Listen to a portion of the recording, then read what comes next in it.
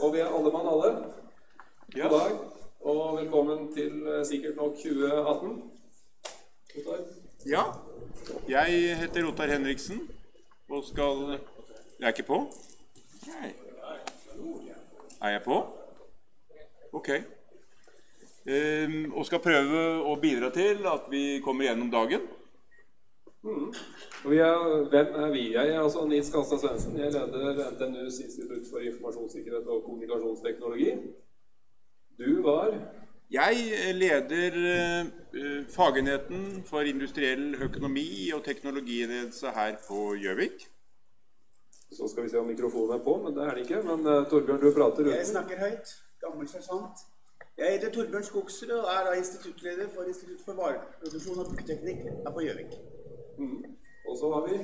Jeg er ingen sersjant, men jeg kan jo prøve å prate høyt. Jeg er Peggy Sandbakken Heie og er leder i Årets.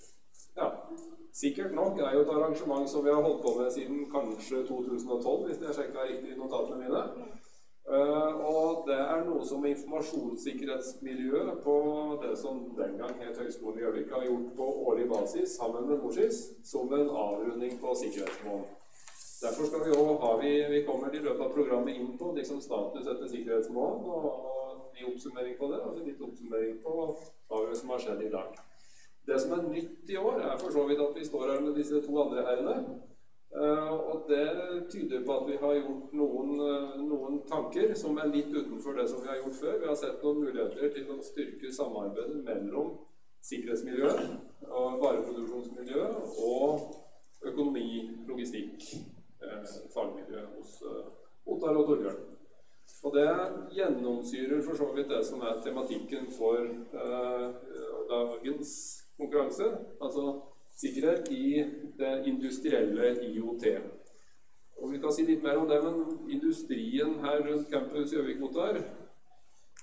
Ja, vi har jo et av styrkene kanskje i vår region er at vi har både NTNU og Norsis her, og så har vi en industri knyttet rundt Raufoss, som er svært konkurranseutsatt.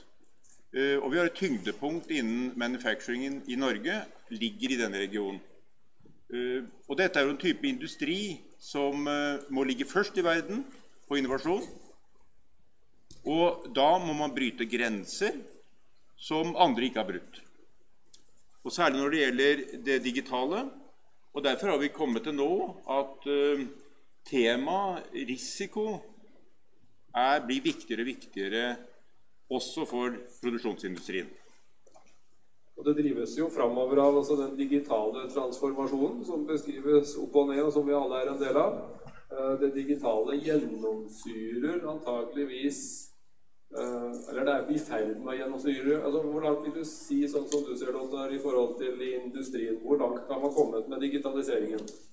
Det er vel litt av det vi skal prøve å vise i dag, tenker jeg. Vi får jo foredrag gjennom formiddagen, frem til lunsj, som belyser litt hvor er Europa, hvor er Norge, og hvor er norsk industri. Så kanskje i løpet av konferansen så får vi litt mer peiling på hvor er vi, og så har vi valgt at det blir litt engelsk og litt norsk. Ja, Det fort å kjøre bare på engelsk, og NTNU har jo fått litt pepper, for de lagde en sånn markedsføringskampanje som heter Challenge Whatever, altså Challenge Society, Challenge Politics. Jeg liker best den Challenge Your Professor, og de liker den der Challenge Your Head of Department. Men sånn det det. Uansett, vi må også snakke norsk, vi må lage en norsk kultur, vi må lage en norsk vokabular, og det at vi kjører en del av limet i seansen på norsk, det ganske bevisst. Tilbake til det der med digitaliseringen, altså den jo internasjonal trend som kommer inn. Universitetets rolle, sånn som jeg ser det, det både å være med driveren av teknologiutviklingen, driveren av kunnskapsutviklingen, men vi må også være den institusjonen som tar denne kunnskapen inn i landet og kontekstualiserer den. Så i forhold til vareproduksjonsmiljø eller industrien i Norge, vi konkurrerer i et landskap som ser sånn ut, i en verden som ser sånn ut. Greia vår jo at der vi driver på, så ser det ut sånn som utenfor vinduet her, eller sånn som oppe i Skibotndalen. Det ikke 1 million mennesker som bor oppå hverandre, eller 10 millioner som bor i en by. Det ganske ødeland. Og når det snakkes om sånne der smart cities, så sier jeg at vi må jobbe med i Norge sånn fra vårt ståsted, det et smart countryside. Vi må finne ut hvordan fungerer det her i de grisgrendte strøk. Og industrien vår driver jo i grisgrendte strøk, og skal levere inn til det globale verdensmarkedet. Grunnen til at jeg har det bildet her, at det her veien oppover Skibotndal. All laksen som slaktes på kysten oppi her, skal gjennom den der veien der, for at den skal ned til Helsingfors og på flyet over til Asia. De må vite når kommer laksen fram i Helsingfors, og de rekker å laste. Når må de reise, og kan de være her i hele tatt noe vits i å pakke. Derfor så sensurerer vi veien oppover der. Det IoT. Og vi må skaffe kommunikasjonsløsninger et sted der det ikke kommunikasjonsløsninger, og vi må skaffe strøm til sensorene et sted der det ikke strøm.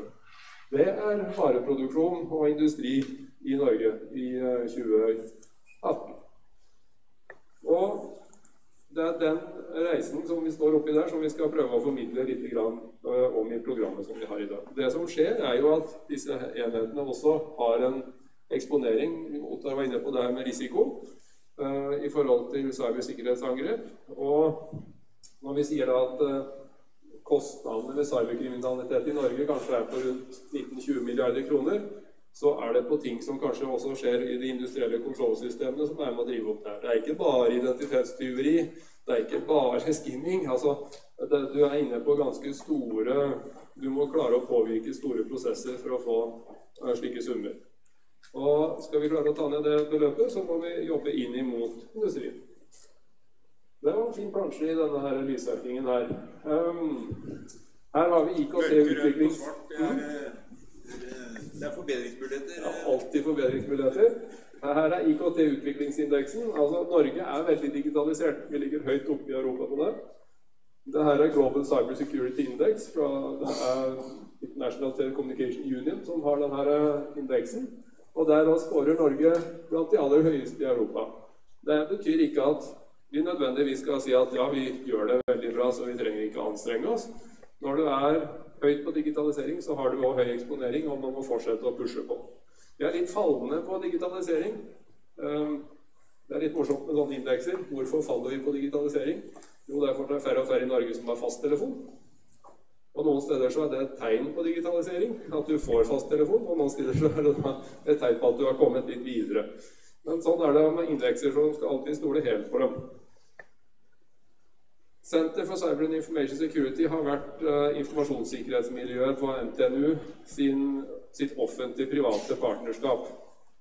Når vi satt oss og forberedte konferansen her, så vi da at den har et høyt innslag av politi, den har et høyt innslag av forsvar, den har også noen rådgivende tjenester inne, vi har strømproduksjonsselskapene, og vi har kraftsida. Der de interessert i IoT, men vi har ikke industribedriftene i den grad som vi tror det hadde vært viktig at vi skulle ha dem til stede. Og hvordan skal vi gjøre det? Hva det vi ikke har oppnådd? Hva det vi ikke har klart å forløse? Og det vi har funnet ut at egentlig så det ikke så veldig komplisert. På campus, sammen med oss, så har vi hatt noen satsningsområder gjennom lang tid, og som videreføres på mange måter nå. Vi har informasjons- og cybersikkerhet Vi har bærekraftig produksjon av produkter og vareproduksjon og morgendagens helsetjenester. For å finne ut av det her med sikkerhet i industrielle kontrollsystemer, så kanskje aller beste var at de fikk et tettere samarbeid oss imellom, bygge videre på de partnerskapene og de kontaktene som vi har, og så ta steget i større prosjekter. Og noen av de mulighetene som ligger der skal vi komme forhåpentligvis tilbake til allerede på slutten av dagen i dag, hadde jeg tenkt, og si noe av det vi har som utviklingspotensialet. Men det å koble sammen de her to nå, som det vi gjør. Og det derfor det så hyggelig å stå her med Ottar og Torbjørn i dag, sammen med Peggy, så klart. Alltid hyggelig å stå sammen med Peggy. Ja. Så det var egentlig det som var oppspillet og motivasjonen til at vi står der vi gjør. Ja, det var en intro, og så er jo Nils så aktiv, og han drar på før jeg får sagt disse praktiske tingene. Var det noe praktisk, ja? Ja, det var det. For i en sånn sikkerhetssammenheng så må vi jo snakke litt om nødutganger, for eksempel. Det er det flere av her. Det er det flere. Vi har ut døra der dere kom inn, og vi har ut mot Mjøsa. Der er nødutgangene, og samlingsplass ligger på parkeringsplassen på andre siden. Der er det et samlingspunkt i tilfelle det skulle oppstå et behov for evakuering. Og så noe annet praktisk er kanskje toaletter. Det er viktig. Da er det noen som har adgangskort, og de klarer seg selv. Men ellers er det ned trappa ute i gangen her, og når man kommer ned trappa til venstre. Skal vi ta den på engelsk, Ottar, for det kan jo skje både på norsk og engelsk, disse behovene. Ja, det toalettet ute i gangen er også åpent, men det er litt liten kapasitet hvis alle skal samtidig, så vi har altså det mulighet til å gå ut og til venstre, og så er det også toalett der med et universalt utformet symbol. So briefly, also in English, in case of evacuation, we have 2 emergency exits, one here and one in front, and the meeting point is on the other side of the parking place, on the sort of right-hand side, and for the toilets and the facilities, they are out to the left or down in the basement. And if anybody have a question and they don't dare to raise their hand, they can go on the website and put question. And then on internet, if you want to connect and don't want to listen to us, or maybe you want to search something more, you connect to Edurom or NTNU guest, which is open. And it's, do we have streaming? Yes, we are being streamed on YouTube channel. Yeah. And, og pauser, det blir klokken 11 til halv 12. Da blir det litt å spise. Hvis dere er sultne nå, så må dere vente litt også. Så vi får litt å spise bak her. Og så blir det en lunsj klokken 1. Ja. Er det der vi er? Er det noen spørsmål allerede da? Ikke det? Nei. Da skal vi kanskje ligge litt foran programmet. Jeg synes vil ikke det være bra? Tror det. Da tror jeg vi går på den første keynote. And the first keynote speaker is Cristina Alcaraz. She is probably the first person, one of the first in Europe, and Spain is in lead in Europe also on this topic. On research, she has been done research on this topic for more than 10 years, and is assistant professor at the University of Malaga. And I think in the beginning we'll have a type of overview on the technical side of the risk elements in infrastructure, and Cristina has mainly worked on, we say, the the heavy infrastructures in Spain. So, welcome to Christina. Thank you. And the floor is yours. Thank you. Thank you for your introduction. Well, we are going to present in this conference some aspects about security trends in the new industrial control system. What type industrial control system? Industrial 4.0. Okay. We are going to discuss several aspects about state of the art and several aspects about challenge. Well, the industrial control system have evolved from monolithic system to network system, and now we are in the third generation. And now we are going to enter in the fourth generation. And that this generation requires that the systems are centralized, interoperable, obviously more secure. Because the idea is to interconnect the operational technology, PLC, sensor, actuators, with information technologies. That the object is to converge both technologies. And in this occasion, we have an industry where there are many technologies. For example, cloud computing, fog computing, big data, industrial Internet of Things, cyber physical system, and other technologies, for example, blockchain, machine learning. In fact, there are many approaches working on this, but the idea is to enter in a new revolution that there are many technologies. But not only that, we need to consider other aspects. The other aspect is to consider a new stakeholder, in this case, the end users. The end users, in this case, the idea is to provide some information about their preference or their demand. And according to this, we are going to produce more or less. And, okay, the Industrial 4.0 expands a lot of scenarios. Smart world scenarios. What scenarios? It's transportation, smart city, smart grid, manufacturing scenarios, okay? There are many water sector, there are many scenarios. And not only the academia and the industry is involved in this, but also the government. The government push us, encourage us to investigate on this, because the idea is to improve the production and the quality. But in this case, in all these scenarios, the control is very essential. And these scenarios normally are very large. And there are many domains that, for example, that every domain there are sensor, actuator, and controller. And you need, in this case, to control the on-go time.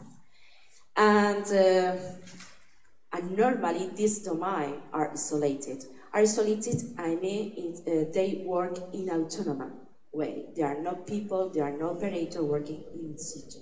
So you need to control the domain in a remote way. In that way, we need to discuss what challenges we need to consider to interconnect in this domain in all time and to try to protect the critical infrastructure, because this domain contains sensor and actuator. And this sensor actuator try to protect the real infrastructure, generators, manufacturing chains, etc. So we need to protect this environment and to control always the sensor and actuator. For that reason, we are going to discuss several challenges. The first challenge is how to protect this domain, how to protect the access, because there are many people trying to access this domain, not only the operator, engineer, installer, there are many people working in this domain and try to connect in this domain, and we need to control the access. The second thing that we are going to discuss, okay, we need to control we need to protect the domain, to control the access, but what happens when there is a domain that is isolated, maybe because there is some anomalous event, incident or cyber attack, and this domain is isolated, it's completely isolated, because the real environment, the real scenarios, the real domain is controlled by front end. Normally, there is a front end, in this case, a controller, RTU, PLC, that control the sensor actuator. And we need to control the domain. If something happens, how I can access to the sensor, because the front end, in this case, is down.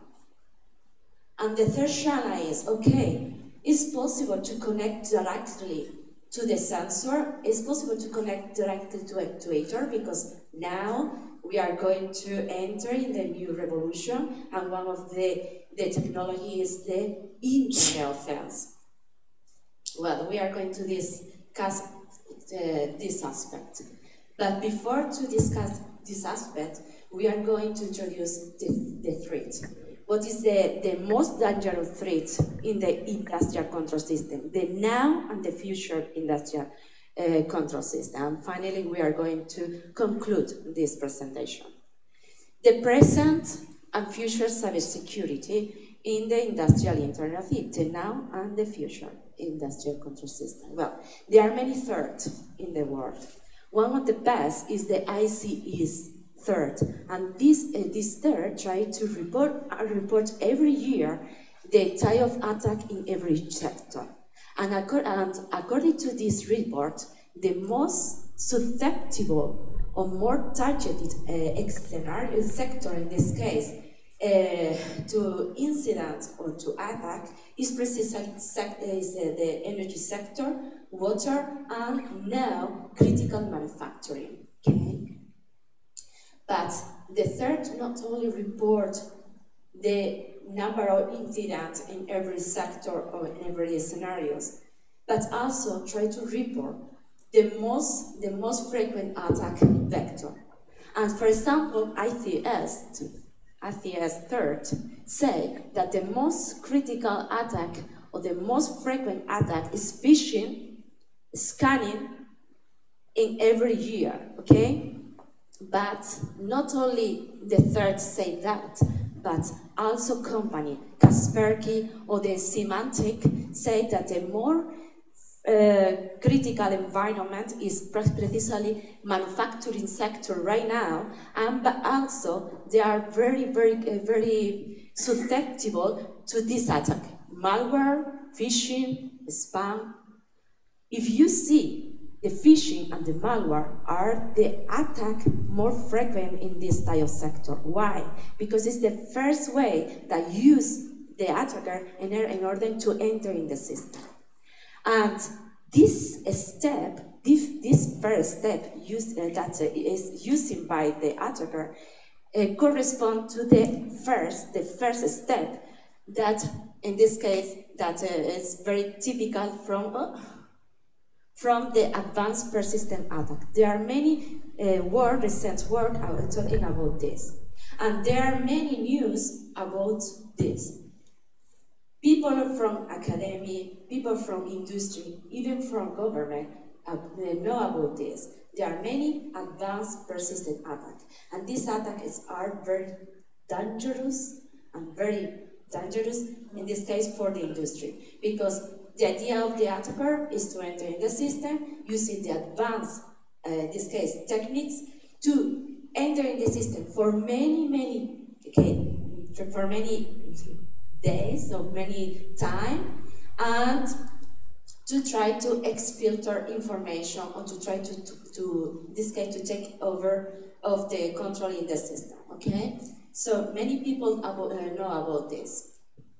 So this is the situation, the current situation. What happened in the future? The future is, obviously, there are more risks because there are new technologies, for example, security, in this case, industrial Internet of Things. And the industrial Internet of Things, everybody knows that they are very susceptible to many attacks, in particular, availability. They have limited resources, and the attacker tried to, in this case, to attack the system in order to reduce their resources in this case. Cloud computer are very susceptible, for example, to availability again and confidentiality, because all the information normally is located in external server. In this case, because they are external provider, you need trust on them. So there are many issues about this, but also big data. Big data is other technology that presents a lot of issues, security issues, for example, confidentiality and integrity, because all the information is, not always, but majority, depend in external provider, and also privacy. They are very aspect about this. Virtualization as well, because the industry accept the new industry accept the virtualization, because they want to provide digital twins, in this case, virtual reality, etc. And all the processes running from different platforms. So we have problems as well, and a problem in particular, there are many problems, in particular in authorization. Okay, so there are many problems. If now we have problems, when the new industry, we are going more risk. The problem is growing. Okay. And this investigation, this table, try to represent the APT in the future. Okay, if you can see it here, there are many technology. Well, we need to represent other technology, for example, virtualization. But if you can see here, if you use Internet of Things or cloud computing, not only impact their attack. Regarding to APT, that this attack not only impacts in the control network or the cooperative network, but also the end user, because the end user is part of the new scenario. So the end user can be affected with this new attack. We are going to enter in the first challenge. But before entering this first challenge, I would like to say that, okay, we are going to discuss only about interconnection, secure internet connection, but the idea for the future is to protect this type of system, or the future system, the control system, that is necessary not only to provide security in all sense, not only security approaches, new firewall, new IDEs, but also we need frame regulatory and people working on this. Maybe we need, in this case, specialized center that work in defense and protection. Okay, that is very important. We are going to enter in the first challenge. Okay, the interconnection. Well, there are many organizations, international organizations, that encourage us to provide approaches, security approaches for the interconnection, because the idea is to provide interconnection in large scenarios. And for example, NIST and the International Electrotechnical Committee, they are providing a standard, many standards. And all the standards say that it's important to use the traditional framework, in this case, a traditional interconnection framework, like, for example, policy enforcement point or policy decision point. Using this traditional framework, it's possible to interconnect several processes, several devices, and several domains. But it's important to consider as well other aspects, for example, RBAC. RBAC is one of the authorization methods that the international organization are considering to implement for the future, okay, for the future scenarios. And this work is precisely trying to put an example about this.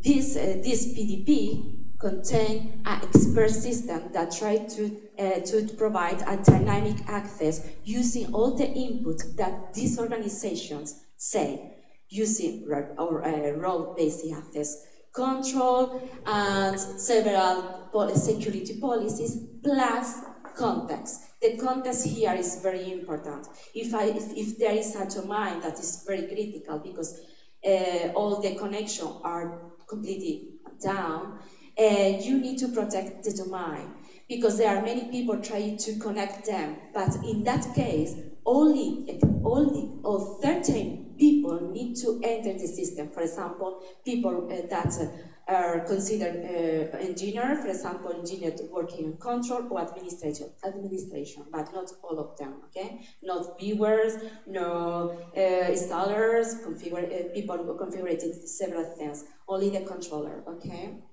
And if you do that, you can protect the access. And not only you can deny in this case, because this is an agent that tries to access in the system that are not recognized, you can control that, but also using, for example, some tool from our back, you can activate the second rows. If something happens in the system, nobody can enter in the system. That is good because our back provides very tools. The second challenge, okay, until now, so far we have approach that we can interconnect several domains, and we can control the access in a particular in all the situation, in normal situation and critical situation. And now we are going to discuss: is possible to recover the situation in an automatic way? The system are able to recover the connection in an automatic way and not to wait someone or some operator to enter in the system and recover in a manual way the connection? Is possible? We are going to see it right now.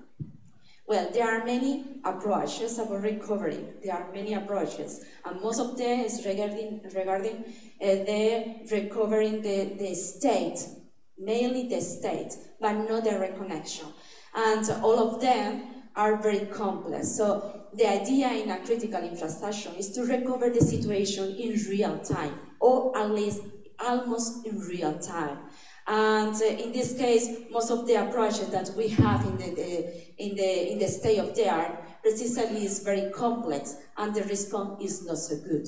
So we need to research other aspects for resilience. In this case, people working on resilience try to provide reconnection using redundance using Note or LINSC, but all of them are not a so good approach. There is an approach that provides more or less a good approximation to the linear, in this case, the linear complexity. And in this case, this approach tries to take advantage of the industrial photosphere to try to put another infrastructure close to the critical infrastructure, the control infrastructure, in this case, a fog infrastructure. And this fog tries not only try to provide processing in several aspects, or storage, but also recovery. If something happens, the system, in this case the fog, can recover the situation and take the situation to take the control of the sensor, the actuator, if something happens in the system. But this approach needs other aspects. In this case, we need to, in this case, anticipate the anomaly in order to activate the reconnection before the event arrives. In this case, in this case, we are the approach. In this case, the approach is mine.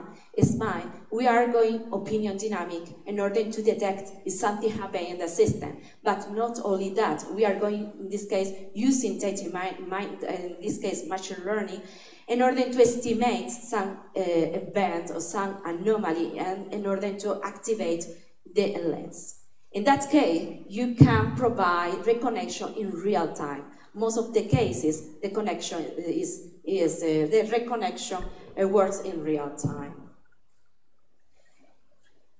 What is the conclusion? The conclusion is many people provide security approaches. that is good, but most of the security approaches work for particular things. For example, people provide detection system, resilience system, response system, but only for a particular goal. The idea right now for the next industrial revolution is to try to find symbiosis. We need to provide mechanisms that depend on each other. For example, we wanted dynamic access. But if you want dynamic access, you need resilience. If you want resilience, you need detection, in this case, prevention. So we need symbiosis. Indeed, there are many people now, today, in the third generation that are providing many approaches, mainly intrusion detection system. This is the area more attractive for the security people working in cybersecurity and in critical infrastructure. And there are many companies, and there are many advanced, there are many companies that provide solutions, and there are many people from academia providing solutions. But unfortunately, we are all going to enter in the next generation. And the next generation, there are many interactions, there are many links, there are there are people working there are many protocols, there are many services, there are many technologies. So the new ideas for the future need to comply with the new requirements. And obviously, the new requirements are not considered, in this case, are not covered by the current approaches. So we need to advance on this, and we need to consider as well that is important, the symbiosis. But the symbiosis brings a lot of problems about the complexity. And the complexity here is very critical, because the main thing that we need to think is the operational performance needs to be, in this case, need to be the first requirement that you need to consider. Operational response, operational perform is the first thing that you need to consider when you are designing or when you are implementing a security solution. And other thing that we need to consider is the security. Okay, if you depend in this case on new infrastructure in order to provide security, there are new problems about security and privacy issues. Obviously, and the advanced attack persistent increase in this aspect. The third challenge, okay, we know that we need symbiosis. Okay, the idea now is, okay, we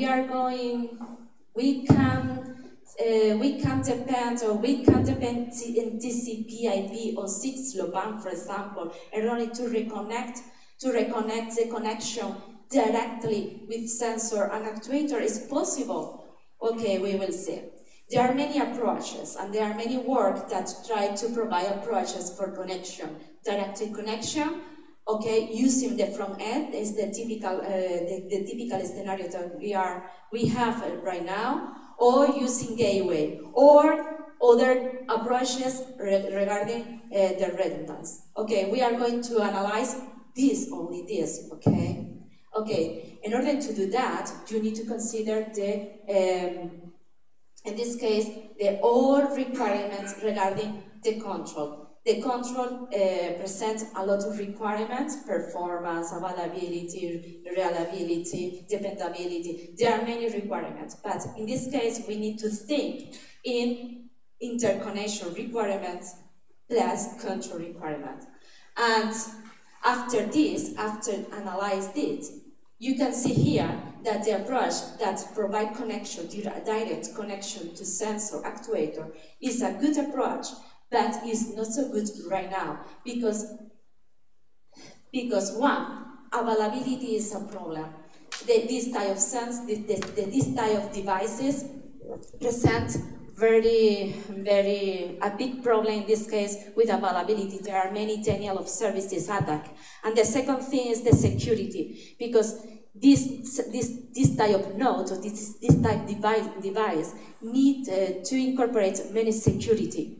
And when you incorporate many security, you are in this case reduce the resources, computational and storage resources. So the best approach again is in this case using the front end. Okay. But if you use the front end, you need to consider the redundancy again, because if you depend in a front end, this is a single figure point. So you need in this case to combine this case front end and redundancy in order to provide all connection all the time. So the full integration of this case of the control device is not so good idea.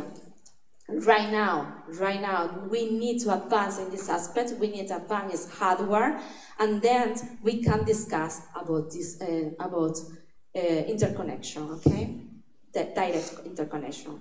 In order to conclude, I would like to only to say that okay, we need advance. We advance now before entering the new revolution. There are many companies adapting these technologies, and we need to be awareness that there are many risks, security risks, and we need to advance on this. The second thing is we need to keep always the control, in this case, the business continuity, because there are many risks, and all the domains in this case work in an autonomous way, and you need to protect the context. But when you provide this case approaches, and you need to be in this case to take care in this case that if you combine a lot of security approaches, you need to be in this case to consider or to try to find approaches that provide a good balance between security and operational performance. And finally, to say that it's difficult right now to connect directly a sensor. You can do it in a particular case and a particular moment, but not depend on this always, because there are many problems about resources, capacities. Okay, and this is the reference that I used for this presentation. And thank you so much. Thank you a lot for your attention.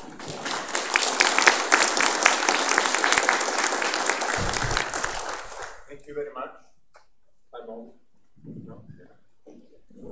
It was a comprehensive walkthrough of the challenges and some of the solutions, and the intention, I think, was to give a type of eye-opener. The complexity will increase. Exactly. And also the manufacturing industry or the industry has to find or the strategic way of doing this.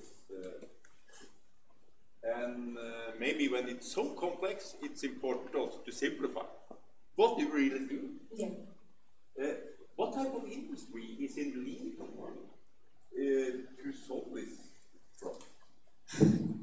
Normally the industry accept the new approaches, but they precisely say, okay, if this approach is very complex, I don't want to put in my system. The industry is not accept the new approaches, but they know that the complexity is growing. So sometimes say, no, I am not one. Is this also a challenge for the innovation potential, because the industry start to be afraid? Exactly. It's innovation. It's innovation. They know about these challenge, I hope, but most of the industry people that I talk, they know that this type of challenge, and they know that it's important the interconnection, but they are afraid of this. And maybe some of the reason for being afraid that you don't know how to control it. Yeah. Well, the main reason is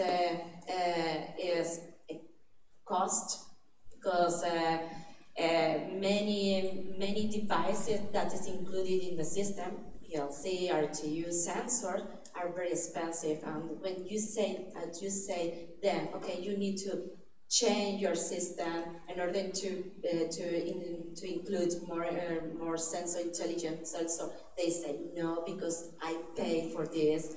Or you can say, okay, you can use this middleware in order to interconnect the system through this middleware. Okay, but in this case, okay, I paid for this, but what happened if something happened here, or the complexity, because the complexity for them is very critical as well. Do we have a question from the audience? Yeah. We have a mic. We have one here. I was thinking about false positives, false alarms in this system, because you talked about intrusion detection systems in your Challenge 2 discussion. So a consequence of a false alarm in this industry environment is much more serious than in communication systems. Exactly. So that is for me, I think, I agree with you. Is one of the aspects that we need to consider, the false alarms, and in this case, we can't control them because it's automatic. The way that we need to do is to provide, in this case, solutions, but the solution need to be very, they need to in this case, to use machine learning, etc., but they need to pass for many experimentation because the risk is the false alarm. Yeah, it's one of the risks in detection. Yeah. Other questions? Yeah.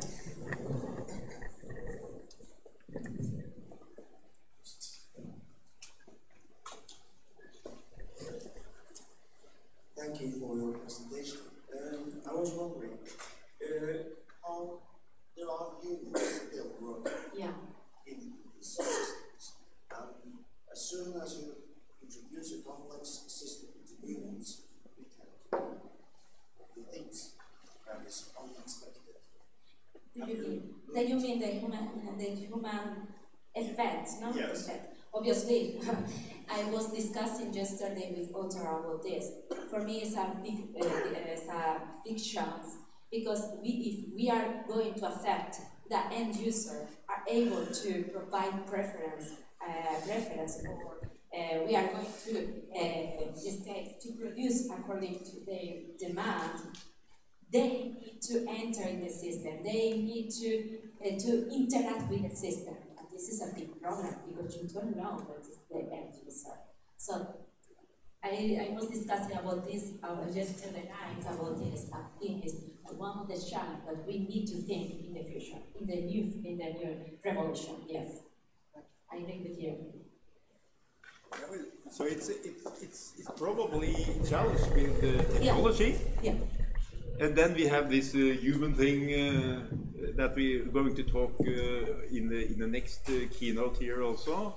That we get there are elements that will be very difficult to control when people interact and you don't know what type of people you really interact with in the Industry 4.0 thinking. Exactly. Interact with your customer, and the customer is out there somewhere.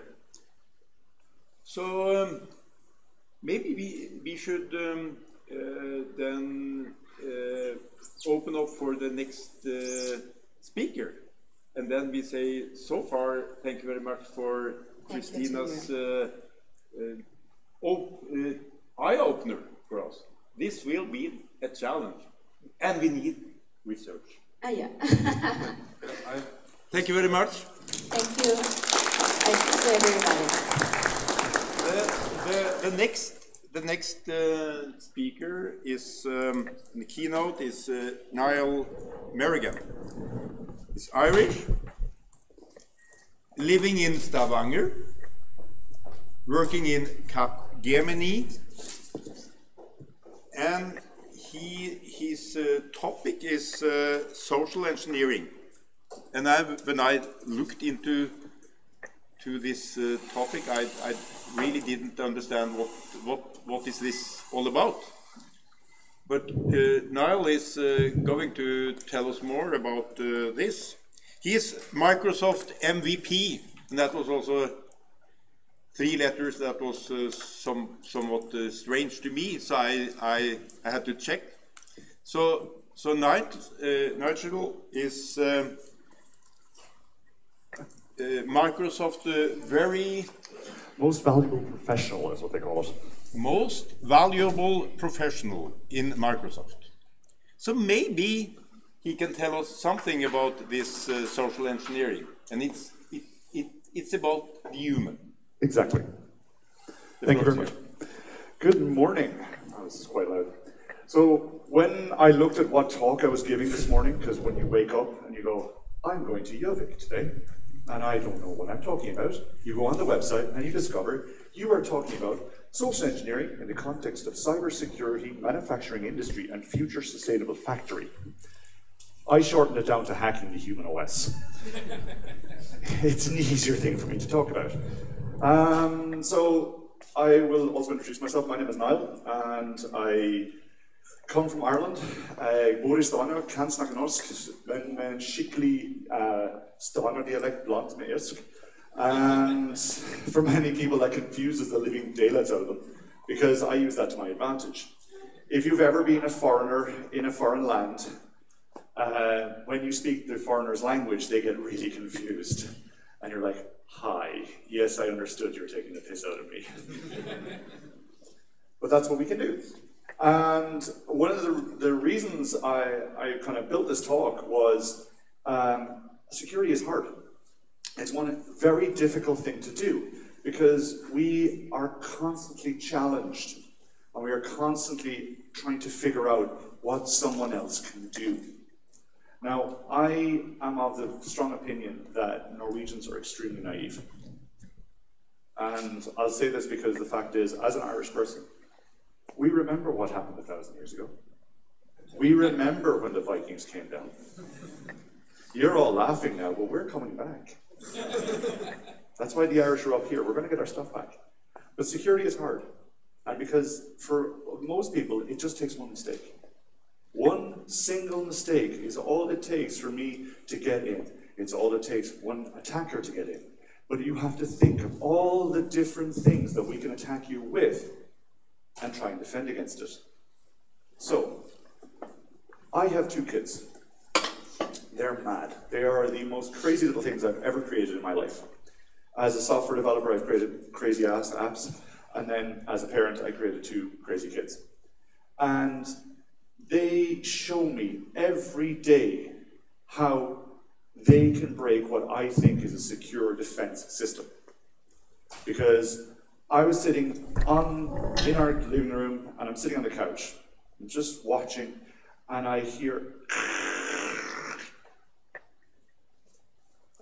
what is that? And I just kind of, you just as a dad, you kind of, your ears pick up, you wander around, you see, and I see this 2-year-old, and she's got the trip stool, and she's like, and she puts it right beside the counter.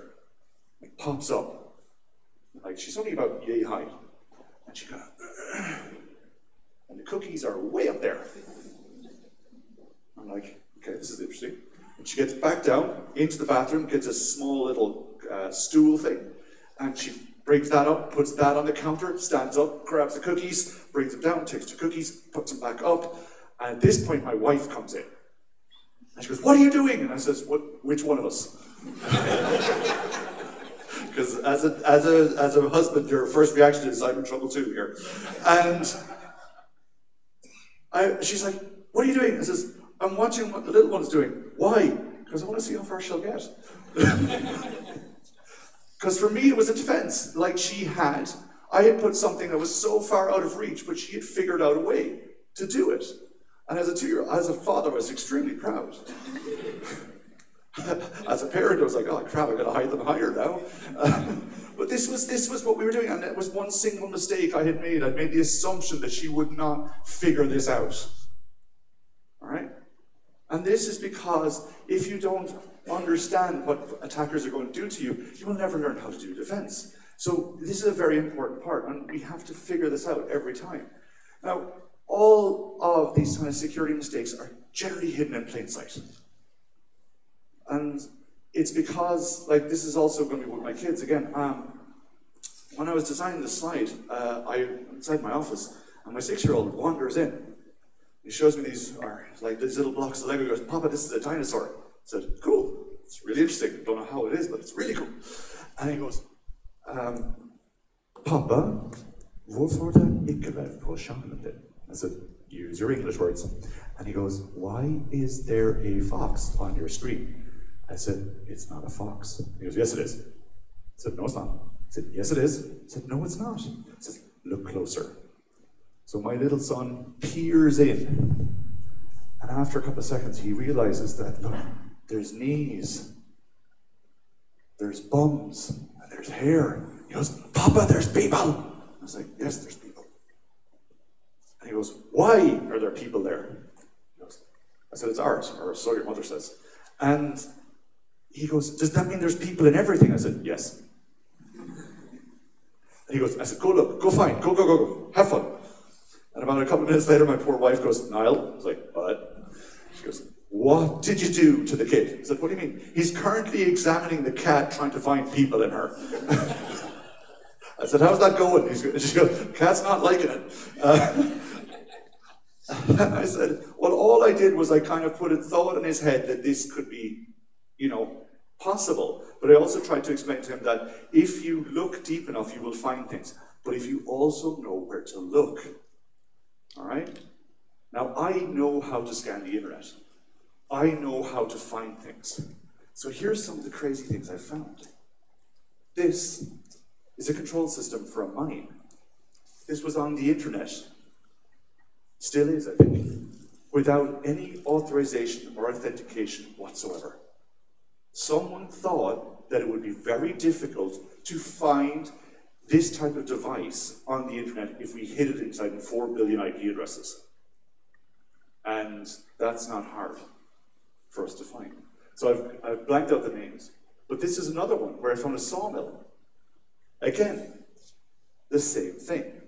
Now you can imagine Irish person, 3 o'clock in the morning, I've come home after being out, and I go scanning the internet.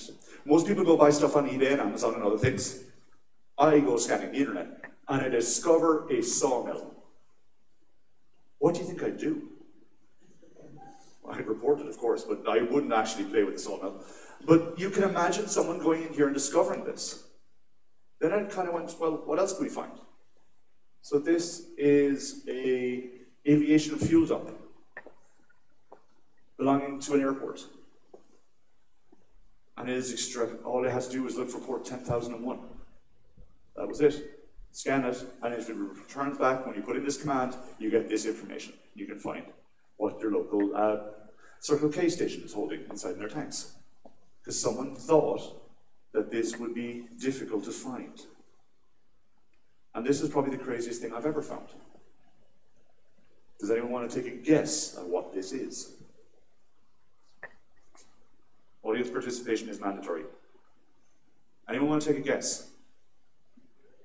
Everyone says nuclear reactor, and thank you for proving a point. It's not. It's a crematorium. You're all going to hate laughing now in a second.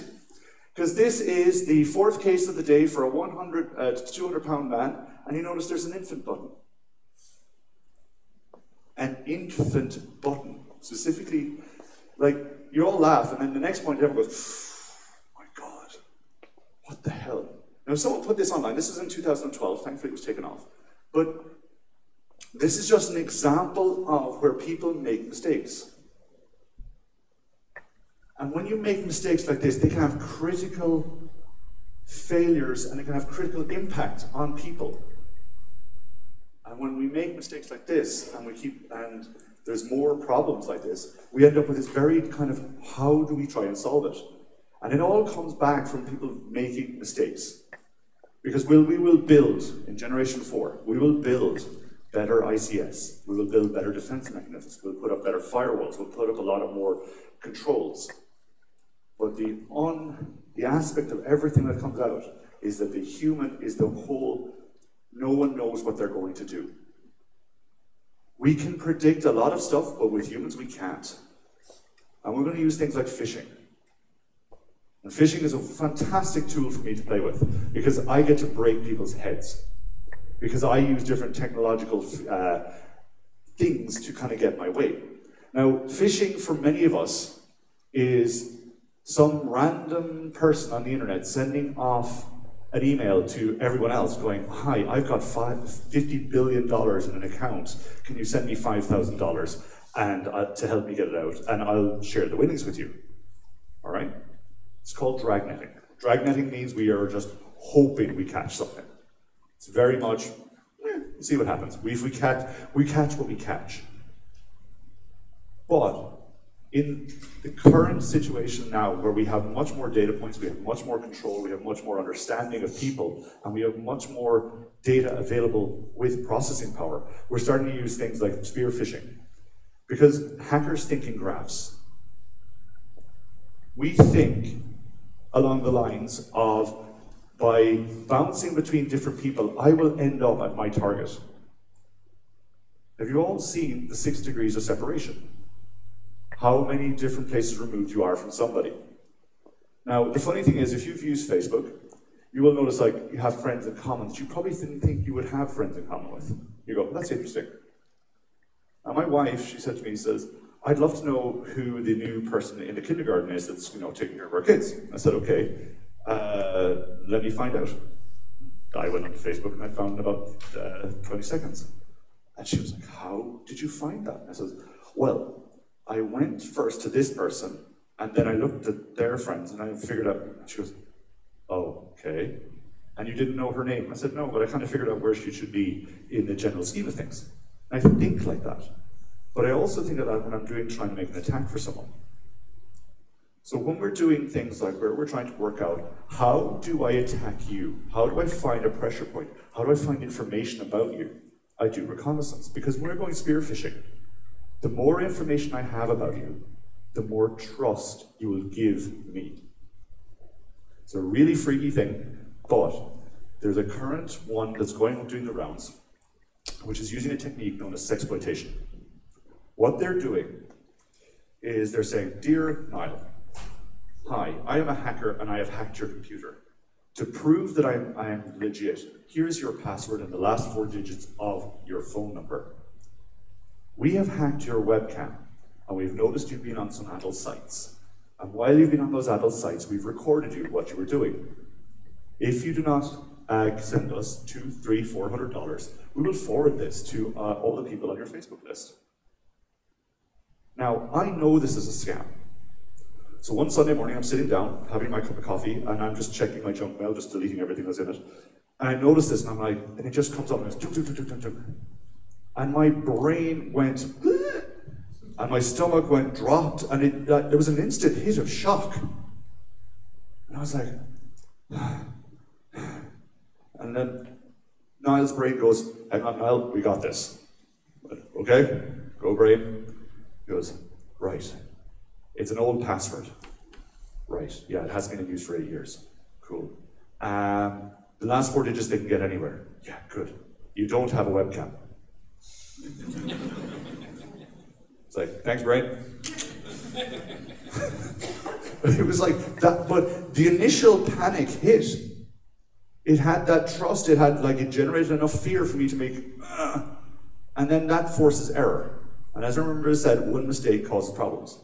So I was like, okay, delete mail, follow up, check on different security websites, see what's happening. Cool. It's a common scam. And then my brain wanted to know how it actually worked, so I went and researched how it happened. But fast forward about 2 days later, and I get a phone call from one of my kid's friends, his mother, and she's panicked, saying that someone's hacked her phone. And with the exact same mail done with badly translated Norwegian. It's one very interesting thing for Norwegians. You have one very cool defense mechanism. Not a lot of people speak your language. Remember that. but it will not keep you safe for long. Because even the Irish can learn Norwegian, which means you're doomed. Now, and I said, it's relax, it's a scam. She says, I phoned the police. And I went, it's okay, relax, it's a scam. We're seeing a lot of this now with Netflix, for example. You've got a problem with your credit card, please log in here, etc. You're seeing this all the time. But this is the problem. We're going to generate trust or fear or some psychological lever for you to make you do something in error. Phishing is like, we get you at the right time. Spear phishing is about technique, it's about understanding, it's also about leveraging all the different data points you have. Data breaches coming along everywhere, every day. Because we have all these defense mechanisms everywhere around us. Firewalls, antivirus, protection, disk encryption, you name it, we have it. But human error still causes mistakes. It still makes us do stupid things, and we all have an inner Dave. Everyone's inner Dave comes out every so often. As a husband, it's when my wife goes, how do I look tonight? And I answer honestly. I love that woman. She knows all the jokes I put into these talks, and she goes, you know, because when I come home, I explain how the talk went, and she goes, how'd it go? And I said, I told this one. And then she zings me. She has these absolutely amazing comebacks. And I said, I really would love to do a talk with you someday where we do this back and forth and just watch it. And she says, no. I was like, ah. But the thing is, she also holds, and this is just another thing in my head that just popped in, she holds access to one of the best email addresses in the world. She was so early on Gmail, she got a very good email address that is like Ulla Norman, or that kind of level. We're backing out a little bit. Which I'm going to do. So I'm going to swap out. I can go loud if that works for everybody, or else it would be better if I try and swap the mics. This is presenter life. Let's see if we can do this. Sorry, excuse me. 2 seconds. Talk amongst yourselves. Tell me all your passwords. It's all good. Let's see. Is this on? Is this on? There we go. Now we should be back on. Fantastic. Cool. So, as I was saying, she has an email address. And the problem is people send random stuff. So she has been in the middle of a divorce claim. She has got voter registration, car registration details. And I'm sitting there going, woman, never give that to me. She goes, of course I won't. Because if you do, I will cause chaos. Because and the thing is, the one we're bringing the error in, this particular one where she was in the middle of a divorce case, someone had forgot to put the number 1 at the end of an email address. And so there's and it's very, intense. Why are you causing us problems? Why won't you answer your email? And my wife replies, hi, this is not the email address that you should probably be sending this to. And you get this very embarrassed back. Sorry. And I was thinking, there you are in the middle of a talk, and it's human error. One mistake, one error. Because these errors lead to different problems for people. So back in 2014, there was a massive data breach involving iCloud, and a lot of celebrities, and a lot of private pictures were released. And what they did was they used things like this. They fished out using pixel-perfect phishing. It's meant to look like the iCloud login. It acts like it. Netflix is having a problem with it today at the moment, where people are getting emails or texts and saying, click on Netflix, update your credit card, we steal your credit card. And you think, okay, what happened? But we were using brute force, we were using different techniques to get access to people's accounts. This is why Apple had to increase their security. Because when you look at this and you get a text message in the form of like this, it says, you have 344 pounds in Harrods and 84.20 in Hamleys. You're going to click the link because we've initiated a fear response. And the brain is very predictable when you initiate fear. It will either go the way you're supposed to go. In other words, if I tell you, get down, people will drop to the floor. Or they will literally stand there going, I don't understand what you're saying. That's why the orders given by first responders are literally 3 words. Get down, get down, get down. If you're on a plane, the command for when they're going to crash is brace, brace, brace. It's 1 word. so that your brain doesn't have to go, I wonder what they said. And they repeat it so you catch it. So the fear response would make you click on a link. And because you're involved at this point, you will continue to do something. And the weirdest thing is, text messages are considered more personal than email, right? You get a text message, like, ooh, it's a text message. You get an email. I'll ignore that till tomorrow. Text message, you kind of, oh, cool. It pings, and people will do this. Now, I'm going to ask a very obvious question, because I know this is going to, people are going to say that stuff to me, but how many of you use the same password from multiple different services? Yep, there we go. Everyone's honest, that's good. Can I put it in a different perspective for you? Imagine you had one key that opened absolutely everything in your life. Would you think it would be safe if someone stole it? Or you handed it to your kids and said, don't lose this? That is what your password is. It's a digital key. So please have multiple different passwords for different things, because it makes my job harder.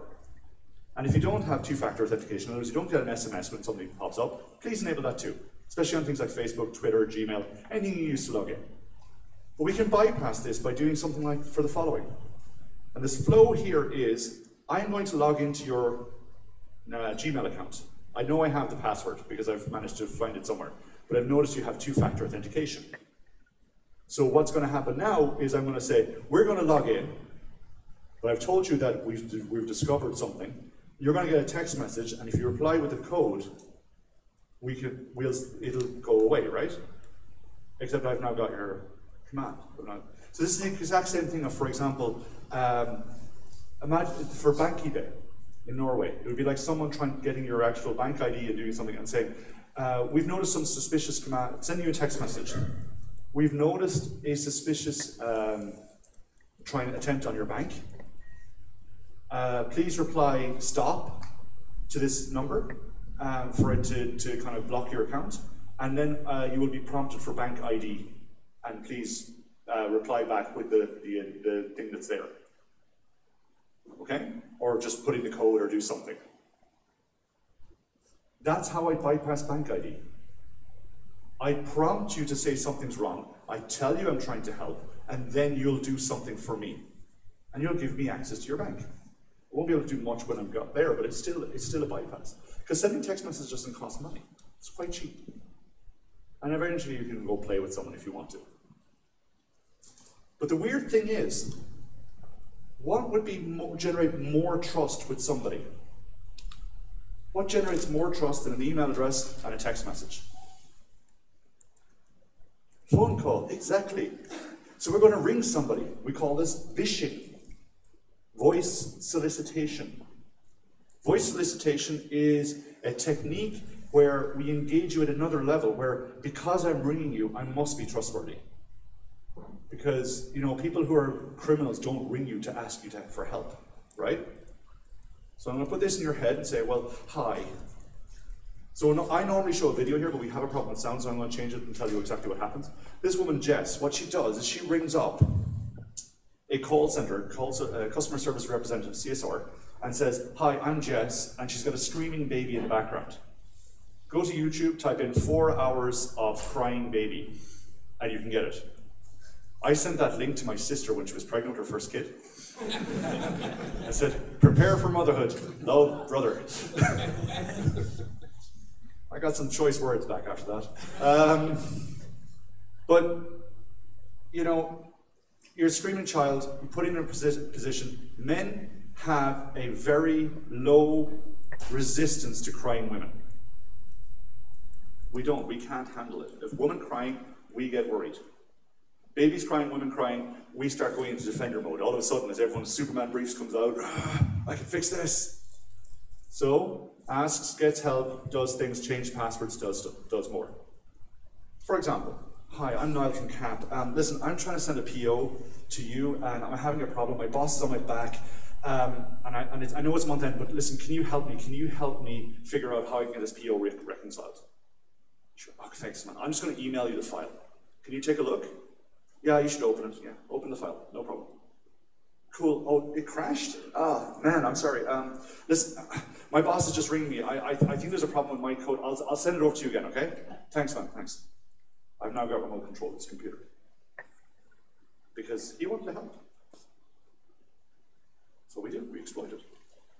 Because social engineering, phishing is a technological lever. Well, social engineering is about understanding the different psychologies of people and understanding how they will react and what they will do. And social engineering is dirty little tricks to get your own way. And you're probably going to go, well, I'm not that type of person. I said, of course you are. How many of you are parents? How many of you have lied to your kids? Yeah, parents all get their hands up.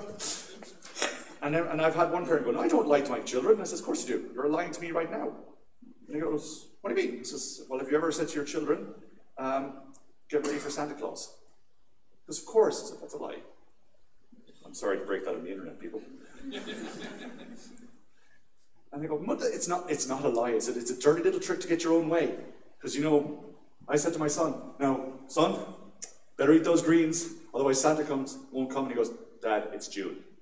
I said, it does only work in December. But like I've done it, for example, where I said, you can have 2 pieces of broccoli or 3. My daughter goes, cool, I'll have 2. You're still eating broccoli. You're all laughing, but that's how you do things. When you become a parent, you become a very effective social engineer. So if you want to be a social engineer, become a parent, or be a woman. No, I'm serious. Women, like when I put this picture up, what do you think? It's a pregnant woman. Pregnant women aren't evil, right? There is nothing wrong with a pregnant woman. A pregnant woman is someone that's going to care and bring life to the world. They're doing stuff that every man cannot do, right? This is an important thing. So, like, for example, if you meet a pregnant woman on the bus, you stand up, you offer your seat because you know this is hard and you don't know how to deal with this, but you just know that you should do this, right? So this psychological lever gets you what you want to do. So there's a social engineer called Jack Hyde, and she is a fantastic social engineer. And what she did was she was tasked with breaking in or getting her way into a building. And what she did is she says, we gained a lot of info from the recon. So we did some reconnaissance, we checked out what it was doing. And then we used social media to find out things like badges. If you ever want to get in free into a conference, just type in the conference name and the badge, and you'll probably have someone with a QR code there, and you can get in.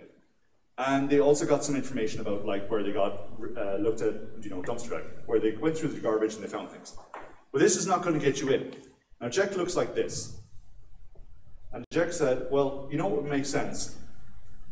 Someone said that, you know, being pregnant will open doors, right? So she needs to get pregnant. So she did. And that took about 3 seconds. But underneath all that is like a load of Wi-Fi hacking gear. All right? So it's like a baby bump full of a router or like networks. All right? Now, it's still, think about this. She goes, I don't remember who said it, but coffee carriers fill hands and open doors. So you can imagine a pregnant woman holding this thing and how many of you wouldn't open a door? Not one hand goes up. Even I wouldn't be that asshole. No, because the thing is, listen to what I just said. Not opening the door would make you a bad person, and people don't want to be bad. So we're going to exploit that. Right? The funny thing is, when I moved to Norway, the first thing I couldn't get over was people didn't hold doors here. The number of times I walked straight into a door, because the Norwegian goes, the Irish person behind him, I know I've red hair and no soul, but geez, come on, be nice. And then I realized it's a social thing. So you can spot, like, for example, this is also a way to spot where people come from by just watching how they interact and how they, like, you can spot when an American's eating food. They swap forks, okay? You watch different things and you can observe. And when you learn these techniques, you can understand how to approach someone, all right? So she said, between the belly and a bunch of coffee, I had people jumping to open doors for me. Sorry, I'm just checking the time. This is just an example of how we would exploit something that is considered very, very innocent, but using a social lever. In other words, you don't want to be bad, so therefore I'm going to make sure you're going to be bad if you don't help me. And we'll use things like bias. I I rock up and I say, hi, I'm Irish. And people generally start to smile. And it's because they associate the Irish with crack, fun, beer, pubs. All fun things. I go to the US, I turn my Irish accent up to 11. I am literally throwing potatoes at them. Whee! Top of the morning, how's it going? And they're like, oh, it was such a lovely accent. I said, I know, I love it myself. Do you mind if I get up to first class? I promise I won't drink at all. But you can use this. Use this to your advantage. We take great pride in your nationality. Take great pride in the fact that you can use this. And I don't want to tarnish the Irish, but we can leverage this. Like I always say, when I arrived in Norway, and when I came in, like people go, do you want to go to the Irish pub? And I said, well, we just call them pubs back home. And we have those. We go to the Norwegian bar. No. Very boring. It's like, okay. Like, and we actually sell Irish pubs at like, $10,000. It's a box. You literally put it in any building and it'll become a pub. It's an export business for us. Along with Bono and potatoes. We're trying to get rid of him. New York policemen always eat donuts. Irish people always drinking. Norwegians. I really wanted to say something really bad, but I stopped myself. But I'll just say they're always stealing boats. And like, if you try and rent a boat as an Irish person, they'll say, oh, we'll show you how to sail it. Great. If you rent a boat as a Norwegian person, they'll say, please bring it back. Right? Because you're going to sail to the Antarctic because you can. Now, it's that kind of scenario that you can use as well in leverage. Like, these things can put you in a very good standing. They can get you through doors. You can use this when you have to do certain little things. We have what is known as the Benjamin Franklin effect. And this is a really odd thing, but it's a real majorly weird brain hack. If I went down to, say, for example, Karl Johan Gata in Oslo, and I said, I have 10,000 kroner, and I want to give you 10,000 kroner. The initial reaction was, why? You always question when someone's going to give you something, right? It comes automatically with distrust. However, if I ask you for a favor, first, a small one, can you help me with something? Like, do you mind holding the door? And by me asking you for a favor, you trust me. Because I have trusted you with asking you for a favor. And people go, huh? I said, then the second time, I can get you to, because you now have you started increasing that trust. Salesmen used to do this for years. They'd put their foot in the door, and you're hurting my foot, do you mind opening the door? Okay. Now can I come? Yeah, sure. It's really weird.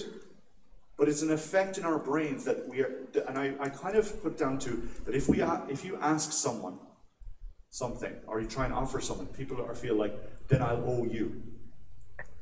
Whereas if I ask you for help, you owe me, and for some reason I trust you then. And it's a really weird brain hack to do stuff. Because social engineering and all these different techniques are different psychological, sociological, technological, and physiological levers to get your own way. They're dirty little tricks to get your own way. We use this everywhere. We do it every day. May not be malicious, but when you're being faced with this, it becomes very obvious. Like when we were talking a little bit before we started, I said, when I came, for me, as an Irish person living here, my job is to try and protect Norway to a point where I do not lose that amazing safety we have here. Like, I always find it very funny when my mum, when I was on top of her, my mum and myself were walking the child to get her to go to sleep, aka Papa needs a pause. And we go down towards the local coffee shop, little one's asleep, and we go in, and I just park the barn outside and head into the coffee shop. And my mum was like, Niall, you forgot the kid. And I'm like, no, I didn't forget the kid. I'm leaving her outside. Why? Because she needs to sleep. Why? Outside. I said, because it's cold and it's better air and it's good for her. Okay? But won't someone steal the kid? And I'm like, no, who would steal the kid? I know people who want to give away the child, but I don't know anyone who want to steal it. Think about doing the exact same thing in the US. You're all going, it's child abuse, man. But in Norway, it's fine. I love that my 6-year-old can walk to school, and I don't worry. I love the safety of these people, but some of this stuff will be attacked, and we will use that against you, because the naivety is a thing we can challenge. So remember, psychological, sociological, physiological, technological levers, and they're dirty little tricks to get your own way. Ladies and gentlemen, that has been the short version of that, and that was Hacking the UNOS. Thank you very much.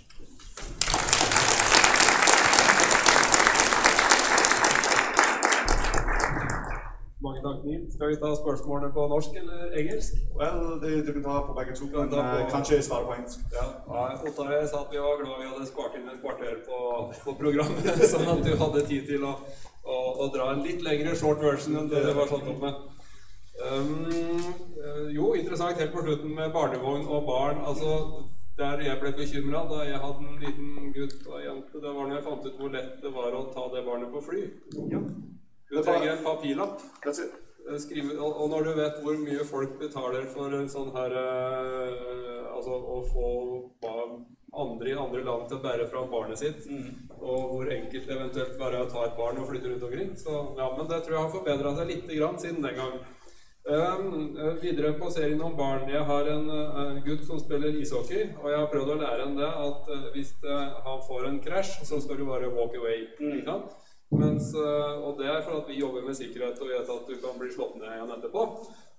Men fear, uncertainty and doubt, det jo det du adresserer. Og så sier du at vi skal endre vårt refleksmønster i forhold til det. Samtidig som vi skal beholde den norske kulturen. Ok, hva løsningen da? Hvor begynner vi? Hvordan trener vi på det her? Critical thinking, I think, is the best option here, because one of the things that kind of catches me, and I think it's quite topical given the nature of social media, for example. People will always click on links and they will forward links without even checking, is it legit? So sometimes you might actually have to question and without fully trusting. There's a whole idea of trust but verify. And I think it's very important that, you know, don't assume the other person's bad, but, you know, if you don't know them or something else, kind of maybe check some things first, be a little bit cautious. Now, it is extremely nice and naive to think the world will be fine, but there's people who are going to use that against you. So, like, we see this with the Microsoft scam, where people are ringing up, and it's like, people are following it, and I'm like, yeah, but you're trying to be helpful when there's no need. Someone's trying to scam you, and you're getting upset because you're helping. So, you know, critical thinking. And observe and kind of maybe just sometimes step a little bit back from the initial, take the emotions away, become logical about it, and just say, okay, if I look at this critically, what do I see? And all of a sudden you'll say, oh, this is just rubbish. Og hvordan skal vi få befolkningen til å endre det handlingsmønstret? I have no short answer for that. I'm being very honest. I think this is, it's a critical change in the fact that if we are designing solutions to be secure and design, we sometimes need to take a little bit, as I say, a little bit more of an objective view, step back, and don't assume everyone is playing on the same rule book as we are. Ja, for awareness jo liksom noe som vi har jobbet med industrien ganske jevnt og trutt i 10 år, kanskje 15 år, også med informasjonssikkerhet, og det veldig tungt å få endringen til. Utdanningssystemer, ikke ens, men hvis vi utdanner en unge generasjon, det jo en ganske stor pyramide hvor fortsatt ikke får utdanning. Well, one industry that has done this on an amazing basis is the car industry. If you go back to the 80s, most people didn't ride a seatbelt. Now if you ask anyone going in, they literally, and like drink driving is going down, not because of penalties, but because of education as well. But also safety factors. So it is possible without changing how stuff works. But sometimes it's not tomorrow we're going to be a more secure society. Tomorrow we will be better than we were today. So, and with the seatbelts, in the last week it was on the news, right? 95% of the population uses seatbelt when driving, and 60% or 70% of those who lose their life in car accidents didn't have the seatbelt on. So and even if you look at buses and trains now, we're starting to see that. People are putting on seatbelts in buses. I had to last week because the driver was insane, but that's different. fearing for my life. And then you showed us the pictures of how industrial control system can end up on the internet, right? And it can be configuration errors most of the time. It's actually configuration errors. It's actually mostly likely a packet convenience, where some engineers said, "I need to get this done," and went into solution-oriented mode, plugged something on the internet, and then forgot. Yeah. But once we take that away, how exposed do you have a feeling of how exposed the control systems are if we configure the remote access? Well, it'll be a lot better. You won't find a lot of this stuff the same way. But there will be some things that will pop up as we go. But the thing is, the more and more we see, the more and more we realize we have to fix this, and the more we fix. And then we kind of start stabilizing stuff. So for those from the industry who are here, I mean, if you had a recommendation in how to improve the situation, would it be to work with the employees, to work with the system development process? Which process should they go home and work on in order to be more confident in what they put in the cloud, for example, of the production data? But if you're putting, I would literally be, I invest the two parts. I wouldn't be saying that one is better than the other, but I would definitely say that you need to invest in your people as much as you invest in your technology. Yeah. Thank you very much, Nils. SikkertNOK. A small reminder from the talk here. Yeah.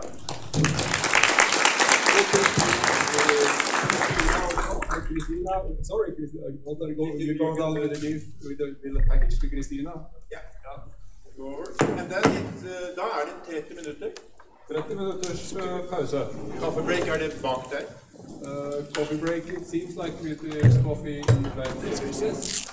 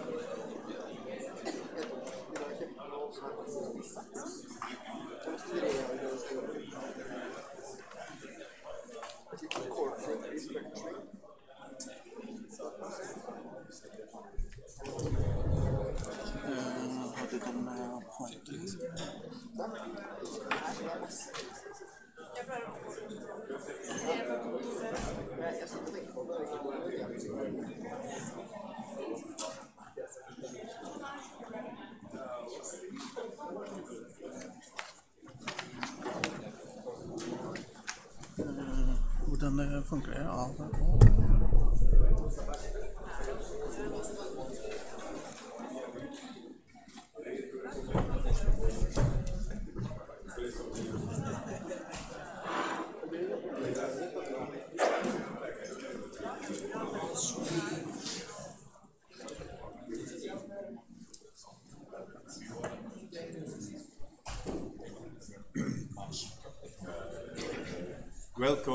Welcome back.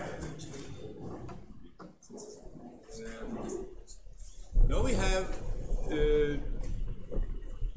3 case presentations, I will call it.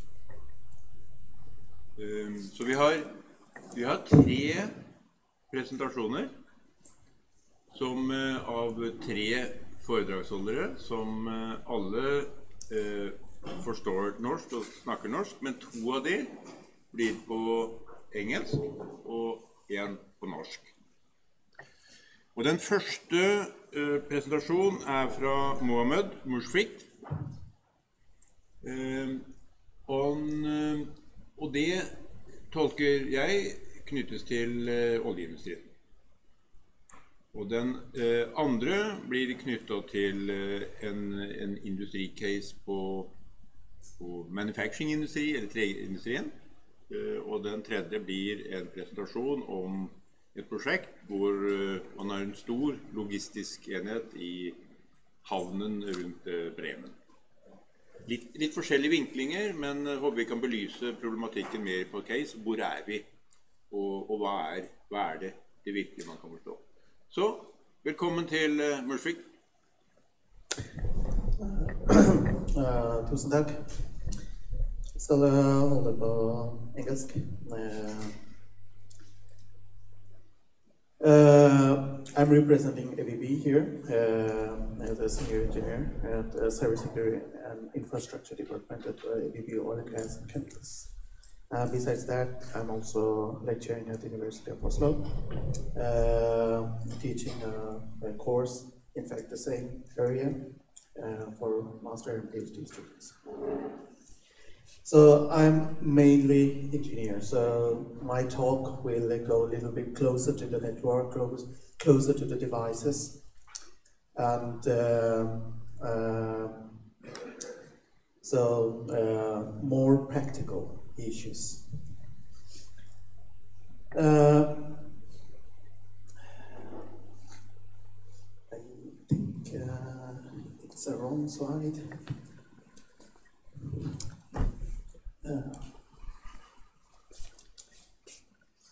Just one did I stop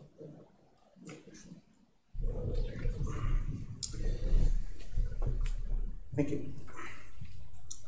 So, over the years, I think last 10-15 years, we have seen lots of new attacks targeted towards the industrial control system, automation systems, specifically crafted and designed for energy and control system, designed for the critical infrastructure, damage to the critical infrastructure. And I would say the Stuxnet is as a sort of paradigm shift how we look at the security of the critical infrastructure. And after that we have seen it's coming also Dooku, Flame, Gauss, different flavors of Stuxnet. And Black Energy, I think lots of us know about that, Shamoon, Halvex, Night Dragon, and Crash Override. So in this talk, I will start with Black Energy and Crash Override, a little bit investigate that, how the attack happened. And later on, taking the motivation from those scenarios, we'll go a little bit deeper into the devices and the systems and the networks that what we have experienced missing, what have been exploited in those attacks.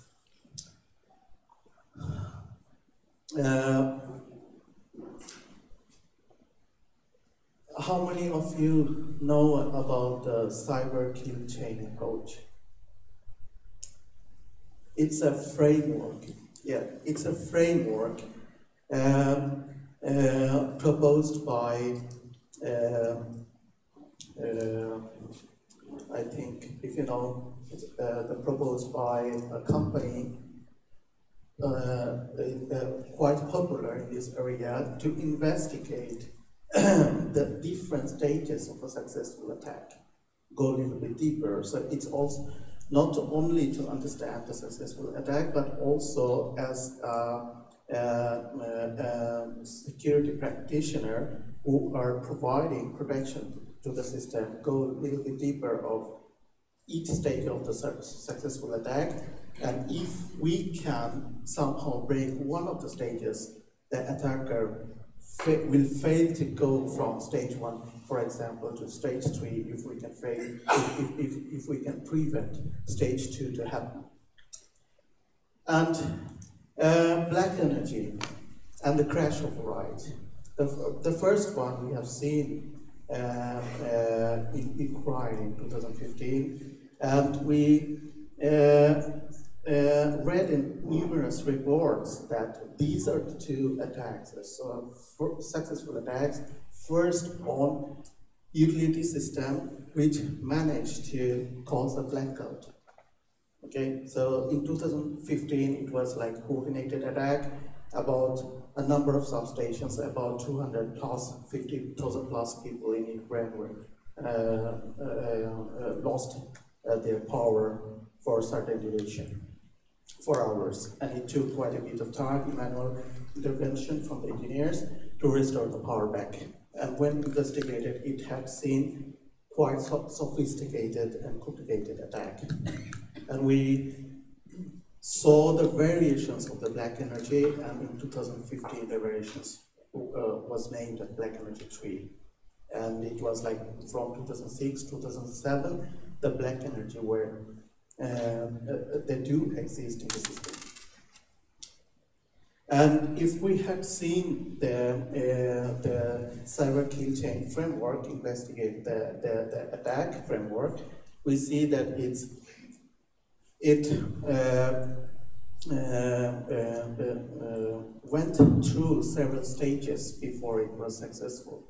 And it was believed that there were quite long period of reconnaissance in the system. So both crash override, which had been found in 2016 in another stage of attack in Ukraine, and it was more targeted, more sophisticated compared to the Black Energy 3 in 2015 attack, and it could successfully exploit the industrial control system protocols, mainly IC 60, 870, and 2, 3, 4 different other protocols existed in the SCADA network. Exploited the vulnerability of the network. That means the attackers studied very well the system, and they know the vulnerability of the system. So in order to know what are the systems, what are the protocols exist in the system, they deployed the malware into the system quite some time back, and maybe 6 months to a year they did the reconnaissance without the knowledge of the people who are using the system daily. And I'm sorry for the poor visibility, maybe due to the light. And we have seen that the attack first came into the system through spear phishing. Our previous presenter, Neil, he explained about the spear phishing, and the difference between the phishing and spear phishing is it's really targeted phishing mails, specially crafted to the people who are working in that targeted industry. And it's not a very plain and simple means that everybody, even with basic awareness, they can also fall victim to spear phishing. Through an attachment, Microsoft Word attachment, having macros, the malware within the macros, and when the attachment is downloaded into the computer, it got a full administrative privilege into the system. And the malware was so advanced that it didn't just take one route, it took multiple routes. So somehow, if one path was discovered, then another path worked as a backdoor. So when it is installed, it initiated several modules, and the modules, one module, for example, they scan through the system in order to find the possible backdoors. The other modules, they are analyzing the system in order to find the protocols and the systems they are using, what sort of vendors they are using, what sort of protocols they are using. And they have a sort of also time-based, we call it a sort of remote control bomb. So like at this time, it just initiated an attack.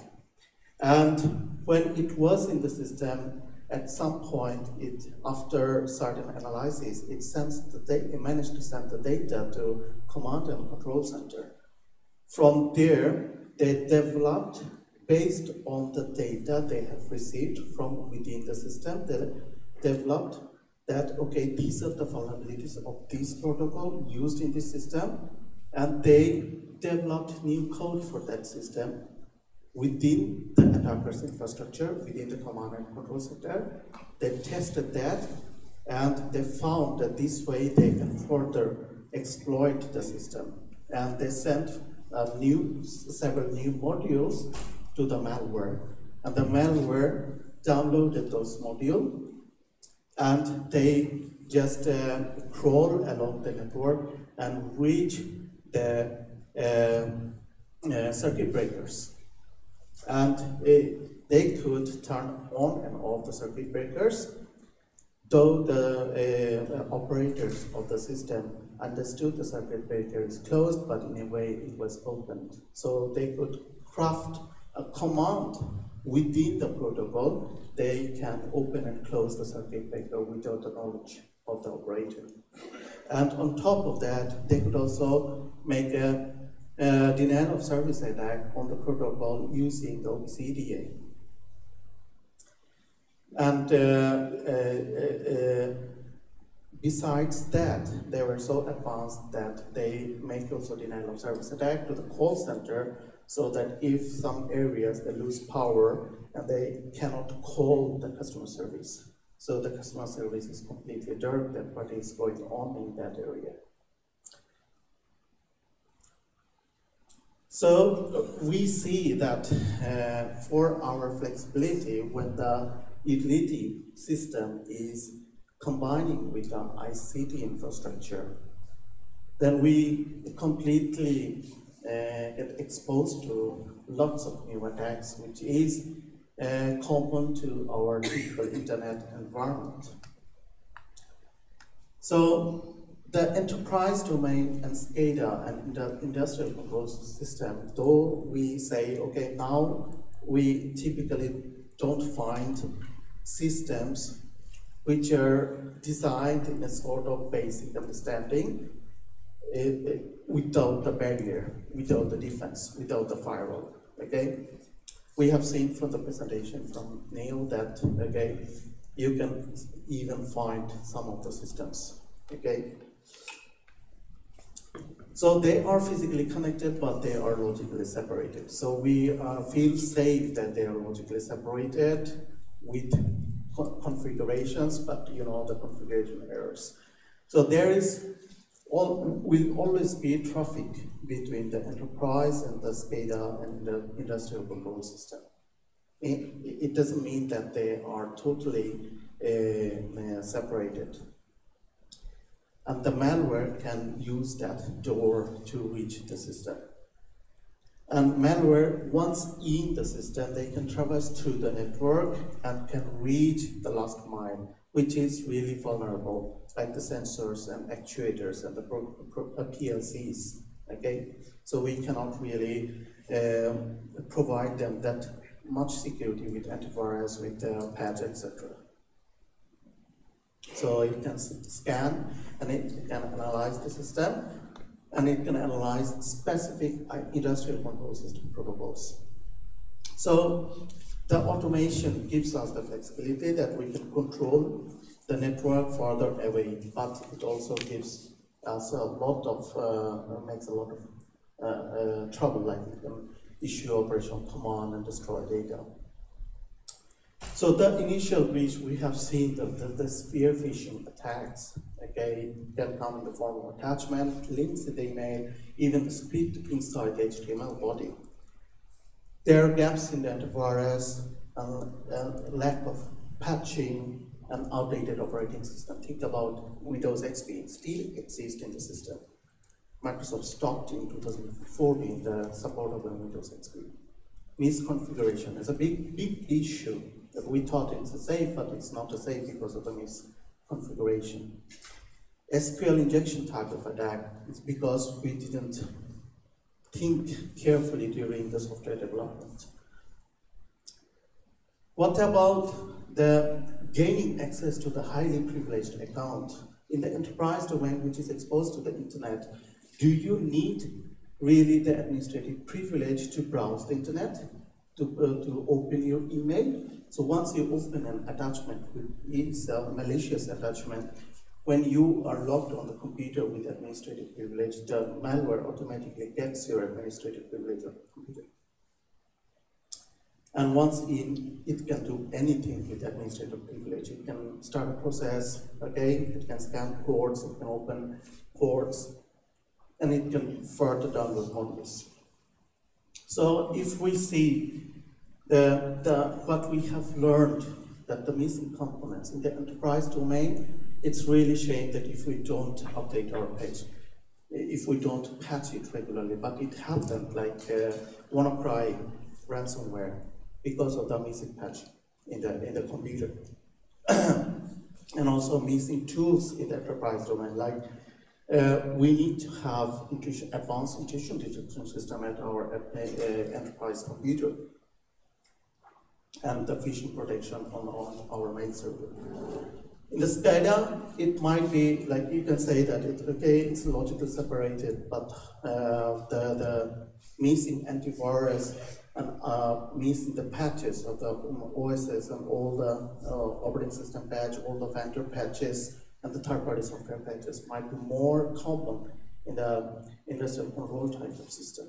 But we need to be aware of that. We have to maintain the system. Architectural point that do we segregate the industrial control system or SCADA system sufficiently, following the standards and following the principles? Do we have the demilitarized zone? How many administrators we have in the system? We have seen that 20% of the users may have the administrative privilege. So this is really a wrong practice. Did we protect the administrator account, the service account? If the malware can compromise the service account, they can run as a service without any intervention, that you are not logged on the computer, the service is running all the time. And if we really deep dive a little bit, like we need remote access. Do we know the remote access is secure enough? Are we using, for example, dual factor authentication, okay, for the remote access? Yeah, and the remote access needs many barriers, go through many barriers, because we are accessing the system through untrusted public network. What about the logs? Logs are segregated. Do we just collect the logs in a log server, make a correlation, and also use the advanced threat intelligence, okay, to create the alarms? What about the incident response? We have the backups, but how many of we tested the backup, that the backups are running perfectly?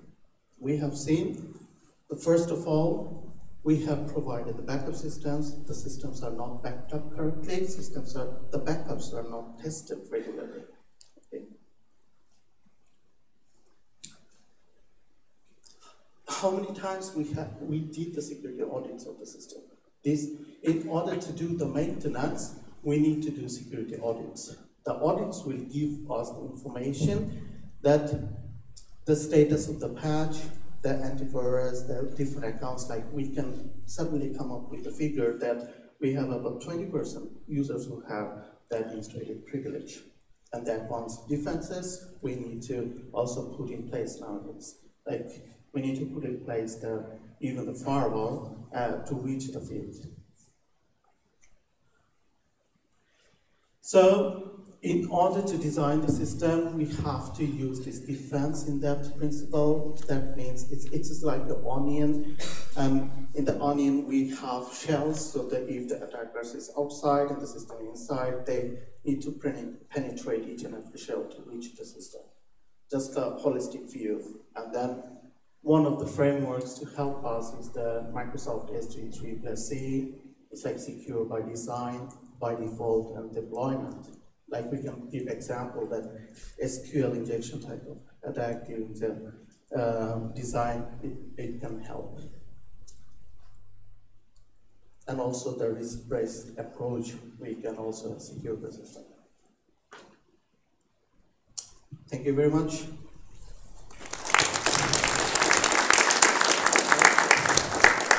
Thank you, for giving us a good overview of what is necessary for the infrastructure. Any question? Short, we can room for one question. Or if it's not, we jump to the next speaker. And a little gift. Thank you for a fantastic overview. Thank you. In the next 20 minutes, Even Lundnes, som IT-direktør I Morven, skal gi oss et bilde på hva det Morven tenker I det digitale mulighetsrommet og trusselbildet. Vil forhåpentligvis I denne sekvensen snakke mer om mulighetsbildet, så hva det man gjør I Norge, Sverige og der dere Even. Så da vi fokuserer litt på oppsida. Oppsida, ja. Skal vi se. Yes. Lynkort om meg og Morven. Jeg heter Even Lundnes. Jeg bor I Moelv, men vi har hovedparten av operasjonen vår I Skandinavia. Jeg har jobbet tilsvarende rolle I Ekspert, eller det som heter Power nå, tidligere. Jeg jobbet med drift og applikasjon, utdannet på NTNU. Jeg bor I Hamar, har kone, 3 barn og 2 katter, og der på hjemmefronten fordi jeg prøver å modernisere fjeset mitt med skjegget. Men det ingen som liker det hjemme. Sånn generelt så Morven en av de fremste leverandørene av produkter og tjenester til byggebransjen I Skandinavia. Vi har 43 produksjonsselskaper, 32 kontorer for salg, service og montering. Og de produksjonsenhetene de ligger, og salgskontorene hovedsakelig I Norden, men vi har verden som nedslagsfelt. Vi eksporterer en god del også til Fjerne Østen og rundt omkring I Europa. Cirka 3600 ansatte, omsetningen litt nord for 10 milliarder, og vi har holdt på siden 1899, at hovedkontoret vårt I Moelv. Vi har delt I 3 divisjoner. Det en timberdivisjon som sager tømmer, en wooddivisjon som I hovedsak videreforedler skurlast eller sågede trevarer som vi spøter ut I markedet, som paneler og gulv og listverk og så videre og så videre. Og så har vi en byggesystemdivisjon hvor vi har 6 fabrikker som bygger moduler, og noen fabrikker som bygger limtre, som dere ser på bruer og litt sånn forskjellig. Og så har vi en stor markedsandel innen kontorinnredning. Så produktene våre, de finner man litt overalt. Vi har bygg- og interiørprodukter med tre, Vi gjør en del prosjekter, særlig innenfor tre og limtre. Vi som sagt en global eksportør av sagede trevarer, og vi driver med kontorinnredning. Og så bygger vi verdens høyeste trehus sammen med Hent og Arthur Bokart i Brøndal. Så det passer godt inn i Skyline som i Brøndal. Som vi ganske stolt av, som mange kjører forbi i tre. Vårt strategiske reisverk i Moelven, så fokuserer vi på lønnsomhet selvfølgelig, men vi har også noen pilarer knyttet til bærekraft. Det ligger oss nærme hjertet. Og så har jo vi mange ansatte, og det å jobbe med fremtidens medarbeider og nytenkning, det sentralt for oss. Derfor så har vi også et trainee-program. Dette lov til å ta opp fra vår kompetanserådgiver. For folk med utdanning på bachelor- og fagskolenivå, 18 måneder trainee-program, hvor vi håper å trekke til oss unge, friske ressurser som kan jobbe hos oss. De får jobb direkte i Moelvens produksjonsenheter, for stort nettverk, masse ansvar, masse spennende vi holder på med, lønn under opplæring og store muligheter for fast jobb. Så her det bare muligheter. Dette programmet har vi startet, og det ny rekruttering nå i mars. Så bare gå på hjemmesiden vår og se. Så, det var litt. Nå, hva det som treffer oss i Moelven? Og det som treffer oss, det jo det samme som treffer alle industrier. Det jo som en liten tsunami som treffer alle bransjer for tida.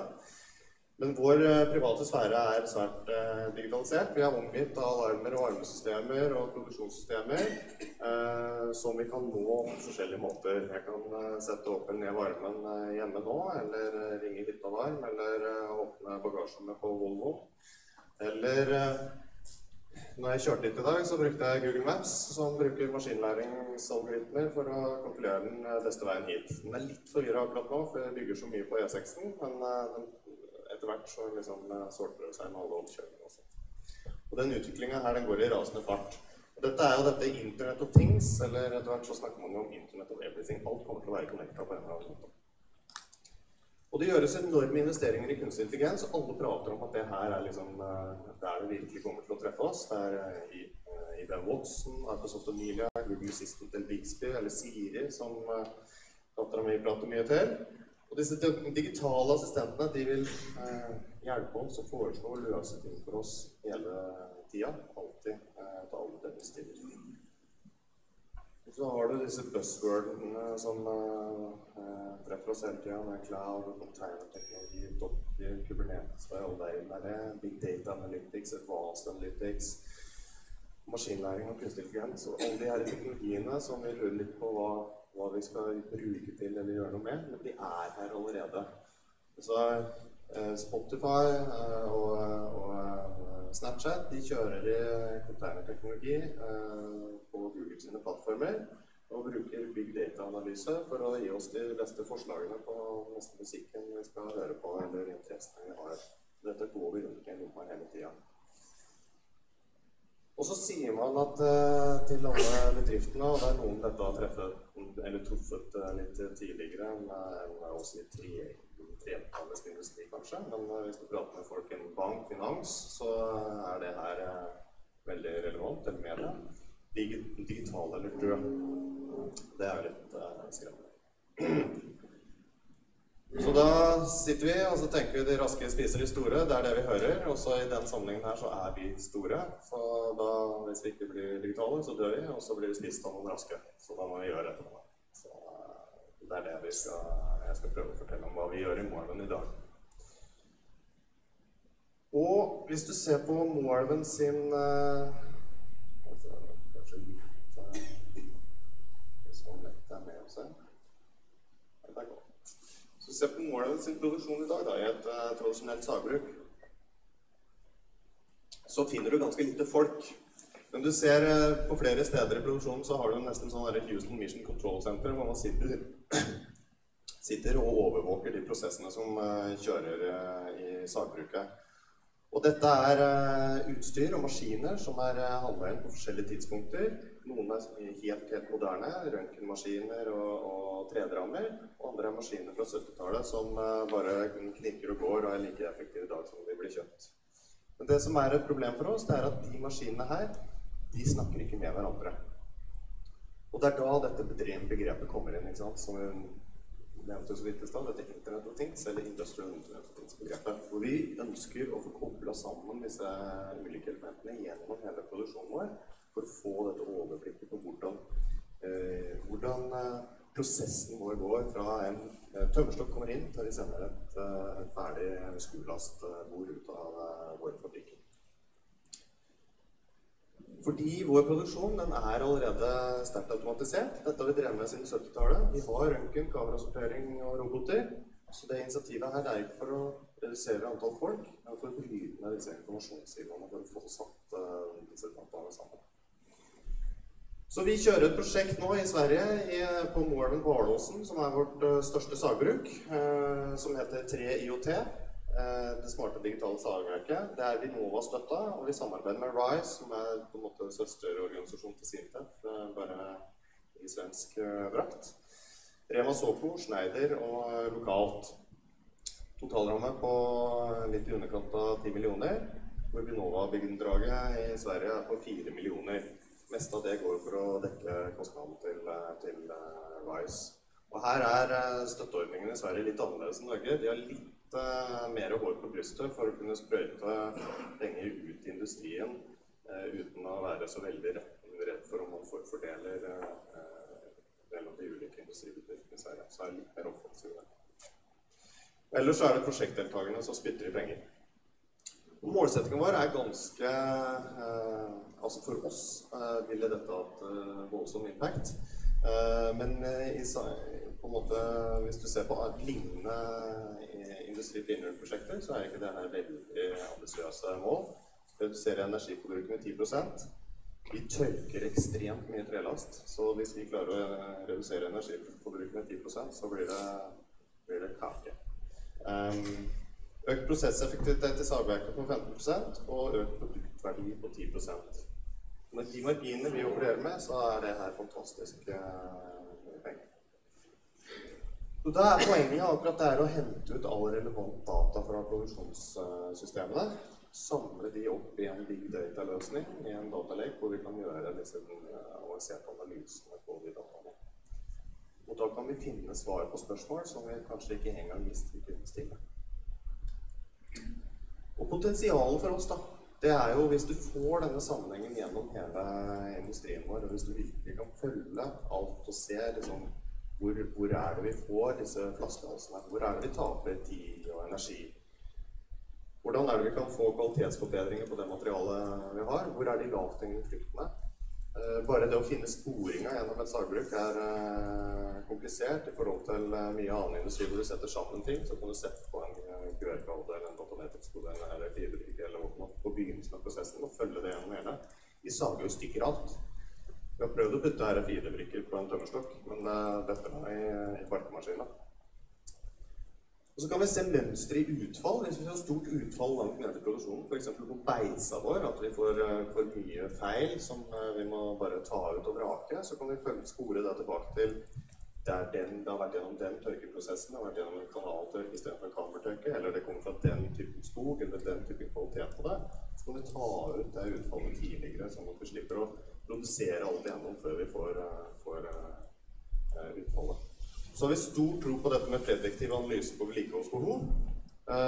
Hvis vi klarer å samle disse sensordataene fra elmåler og vibrasjonsmåler og temperaturmålere, så kan vi ved hjelp av å massere store datamengder, så kan vi se hver gang vi har fått den typen stopp som vi registrerer her. Noen timer før så har vi begynt å øke, har energien begynt å øke på disse maskinene, eller vi har begynt å få den og den typen vibrasjon, eller varmegangen har gått litt høyere i motorene, og så kan vi begynne å prediktivt spå og alarmere at denne maskinen den kommer antageligvis til å paie i løpet av bare en times tid. Og da unngå det lange stoppet, men heller ta et kort vedlikeholdsstopp, og så hopper det ut. Og ellers så det produksjonsplanlegging, produksjonseffektivitet og så videre. Så det vi prøver å oppnå, det å få denne sammenkoblede informasjonsflyten gjennom sagbruket. Og vi nødt til å tilpasse det her utstyret vårt, både det eksisterende som vi har, men også installasjon av nye målere og nye sensorer. Og få den individsporingen gjennom hele sagbruket. Og få en pilotinstallasjon hvor vi får opp denne analyseprogramvaren, sånn at vi kan gjøre disse analysene på de dataene sammen. Så vi har, når vi har gjort det her, så har vi et par sånne erfaringer, og i noen sammenhenger så har vi hatt litt flaks, og andre så tenkte vi visst riktig. Men det som har vært viktig for oss, det at vi begynte først, og så skulle vi samle alle data på sagbruket. Det her 6 hektar med industriområde. Og når du begynner å skulle samle alt det her, så blir det alt for mye. Altså vi hadde samlet så mye sensorer, altså vi hadde levd i 3 år. Så vi har informasjonssamlingen, den har vært behovsdrevet. Sånn at i stedet for å samle all data, så har vi tenkt, liksom, av domenekunnskap, så har vi funnet ut at de analysene her, det antageligvis det her vi kan klare å finne ut av. Og så har vi vært ganske presise i hvilke data vi prøver å samle. Og så etter hvert så har vi jo endt opp med å samle mer og mer, så nå vi snart på alt.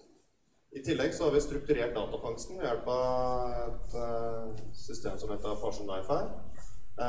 Den registrerer den dataflyten fra mange kilder, sånn at vi dytter opp i den cloud-løsningen relativt harmonisk. Og så har vi brukt mye tid på valg av plattform. Vi har vært innom i hvert fall 3 av de her. De relativt like, men har noen kvalitetsforskjeller. Og i prosjektet vårt så fant vi at Google Cloud-plattform fungerte best. Og så har vi diskutert mye det her med at du har forskjellige verktøy for forskjellige oppgaver. Noen data må du ha i realtid helt nede på operatørnivå. Og andre data det en kontroller eller en analytiker som kanskje trenger en gang i måneden. Da bruker du forskjellige verktøy. Så i løsningen vår så kjørte vi parallell med IBM og Google en stund, og landet nå på å bruke Google BigQuery. Dette en av skissene på når vi var på vei. Veldig grovt sett så ser det sånn ut nå. Altså vi samler disse sensordataene, noen i strukturerte systemer, for eksempel stopptidssystemer eller vedlikeholdssystemer som vi samler data fra for å få disse incidentene opp. Noe sensordata som på maskiner som vi allerede har, og så har vi installert røftlig 140-200 nye el-sensorer og andre sensorer fra Schneider, som vi drar via historien opp til dette navet og opp i BigQuery. Og her oppe så sitter da disse RISE-analytikerne og koder i Python notebooks ned i Google BigQuery og finner liksom disse insightene som ute etter. Og i det vi på den plattformen her, så ligger de verktøyene ekstremt godt til rette for å omsette den koden vi har funnet ved å bruke Google Datalab. Og vi setter det heller over i maskinlæringsalgoritmer, sånn at det kan bare fortsette å videreforedle det vi egentlig finner. Så neste steg for oss nå, det å bruke Cloud IoT Edge, hvor du bruker skyløsningen og big data-løsningen for å utvikle og trene maskinlæringsalgoritmer. Og så tar du de algoritmene og så legger du det helt nede på industriområdet med Edge IoT. Og der med de nye løsningene som kommer nå, så kan du gjøre maskinlæringen helt lokalt, sånn at du slipper å sende det opp i det. Du trener oppe på big data, så du utfører maskinlæringen der. Så for eksempel ting vi har funnet ut, det jo, vi har jo hatt noen hypoteser om når man skal bytte onsdag for eksempel. Nå har vi faktabasert funnet ut det eksakt rette tidspunktet hvor vi vil bytte sagblad basert på energiforbruk og kvalitet og avvik du får på materialene som går inn. Vi har funnet en del på datafangsten, og det jo morsomt når det sitter en analytiker med tjukke briller i Göteborg og analyserer data, og det ender opp med at man må gå ut i et sagbruk i midtserie for å se etter hvorfor han ikke finner ut av hvordan dataen Og vi finner ut at det feilkonfigurasjon på utstyret på gulvet i et sagbruk i en fabrikk. Og her brukte vi 2 identiske motorer.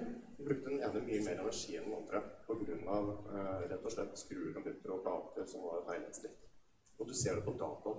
Når du nede på den nivået, så finner du den typen. Eller vi har presentert på en stor sagbruksmesse, svaret på det evige spørsmål, om man skal kjøre tømmeret toppvendt eller rotvendt gjennom saga. Vi har jo da funnet ut at det lurt å kjøre med toppen først. Det mange som har trodd, men nå vet vi det. Og så har vi endt opp med å søke et par patenter gjennom det prosjektet her. Jeg skal ikke gå så nøye inn på det, for det litt komplekst og lange søknader, men vi har funnet en måte med mønstergjenkjenning i dataene våre, og klare å spore uten å ha noe tracking i det hele tatt, så kan vi spore på takten. Tømmer går gjennom sagbruket, så klarer vi å spore tømmer. Det har vi søkt om patent på, et deltatau. Og så i tillegg så har vi et patent på noe vi kaller og-log. Og når vi samler disse dataene, så finner vi energiforbruk, vi finner målekvalitet, høyde, lengde, bredde, alle de dataene som dere ser. De kommer fra en titalls forskjellige sensorer og utstyr.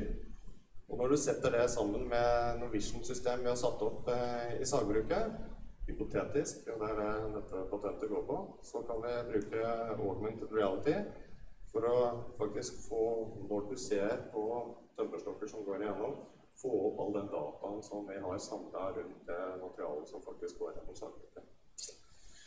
Så det blir awesome, det blir en liten sånn app vi skal lage etter hvert da. Og så, i det her så det jo helt avgjørende for oss å tenke sikkerhet. Og PT så drar vi jo det her bare oppover.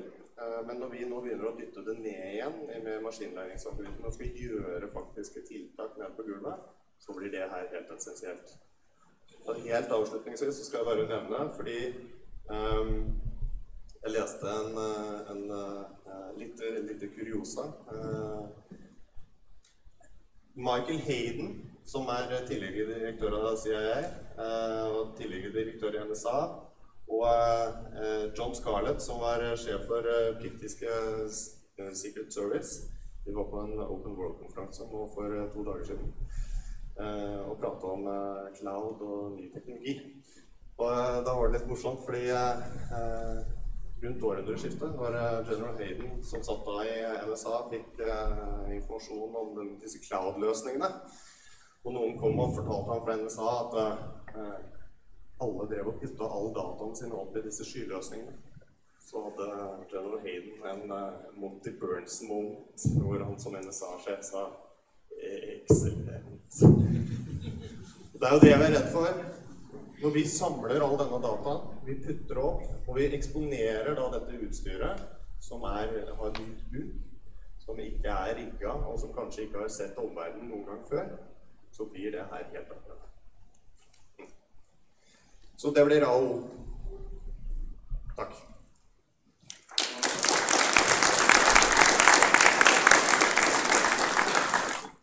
Mange takk. Veldig bra foredrag. Også den siste plansjen. Jeg satt og ventet på den siste plansjen. For det spørsmålet som liksom setter i kontekst. Vi ser jo hvor langt dere har kommet. Jeg tror i forhold til denne sagbruksbransjen at dere har kommet veldig langt. Det jo flere sagbruk i regionen her som faktisk pusher litt på, så det jo for de som ikke kjenner bransjen så godt, så det en stor skogbruksregion, og det mye aktivitet, og man beveger seg i retning av digitalisering. Men sånn i forhold til, du var inne på dataen oppe i skyen, og mange synes det flott, og kan utnytte det, men hva den største risikoen dere har identifisert i forhold til det? Ja, altså den største risikoen kanskje omtrent det som vi sett tidligere, altså når IT møter OT, altså når vi begynner å snakke om informasjonslaget og PLC-en og skadesystemene som nede på gulvet og som har vært egentlig beskyttet av sikkerhetsgjerder rundt sagverket, og vi begynner å samle data og kanskje koble oss begge veier ned mot de systemene, så skal vi ha tunga rett.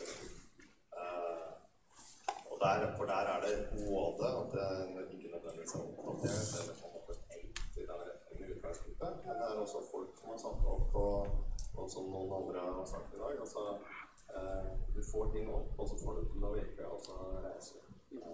Så det ikke du eksponerer på en måte noe som har veldig mye kultur. Det støttet. Bra. Kan du ha et spørsmål fra salen nå, siden vi det hører? Ja, det siste du sa der med at det reiser fra går. Ser dere at dere nå må stille andre krav til leverandørene deres av utstyrssensorer på alt mulig rart enn det dere gjorde for 10 år siden? Ja, og særlig når vi begynner da liksom fra IT-siden, vi kommer litt sånn IT-gjengen og begynner å liksom løfte med de tingene som helt nederst på forvikerne, så ser vi at vi må tenke helt annerledes, og vi må komme med prosjektkontrakt og klare sikkerhetskrav til både våre bedrifter og litt andre. Så der må vi være mye mer aktive enn det vi har vært tidligere. Mange takk, Even. Og i tillegg til at dette caset er slik at det er fremst kanskje i treindustrien, så har vi funnet ut, nå har jeg jobbet noen år i Sinte, for vi har prøvd oss å sette hvem er det som driver med hva i Industri 4.0 i Norge, og Moelven er også en av de bedriftene innen manufacturing-industrien som er lengst fremme på denne type temaer. Så det er veldig greit å se at dere har gjort utrolig mye, men har øket risikoen. Og det får vi diskutere fremover. Hvordan kan man da øke mulighetene og samtidig redusere risiko? Takk skal du ha. Da hopper vi over til Thomas Kemmerich, som er professor og jobber delvis på Universitetet i Bremen, og delvis her, og deler jobb her, og vil fortelle om et prosjekt, tror vi. Ja, litt. Mot havnen i Port Bremen. Unnskyld, jeg snakker engelsk, jeg er som norsk. So, let me introduce shortly. I'm a professor here, associate professor at NTNU, and I'm working also in the University of Bremen. And I'm working in the field of port security and port operations, and we are doing a project starting on the 1st of November in Germany, which is dealing with security in the communication of port, transport, and logistics. I will come to this at the end of my presentation. So, but this session has to do with Internet of Things. And Internet of Things are different, has different approaches. One is, of course, the things we talked about here. It's the ICT, the industrial part of Internet of Things.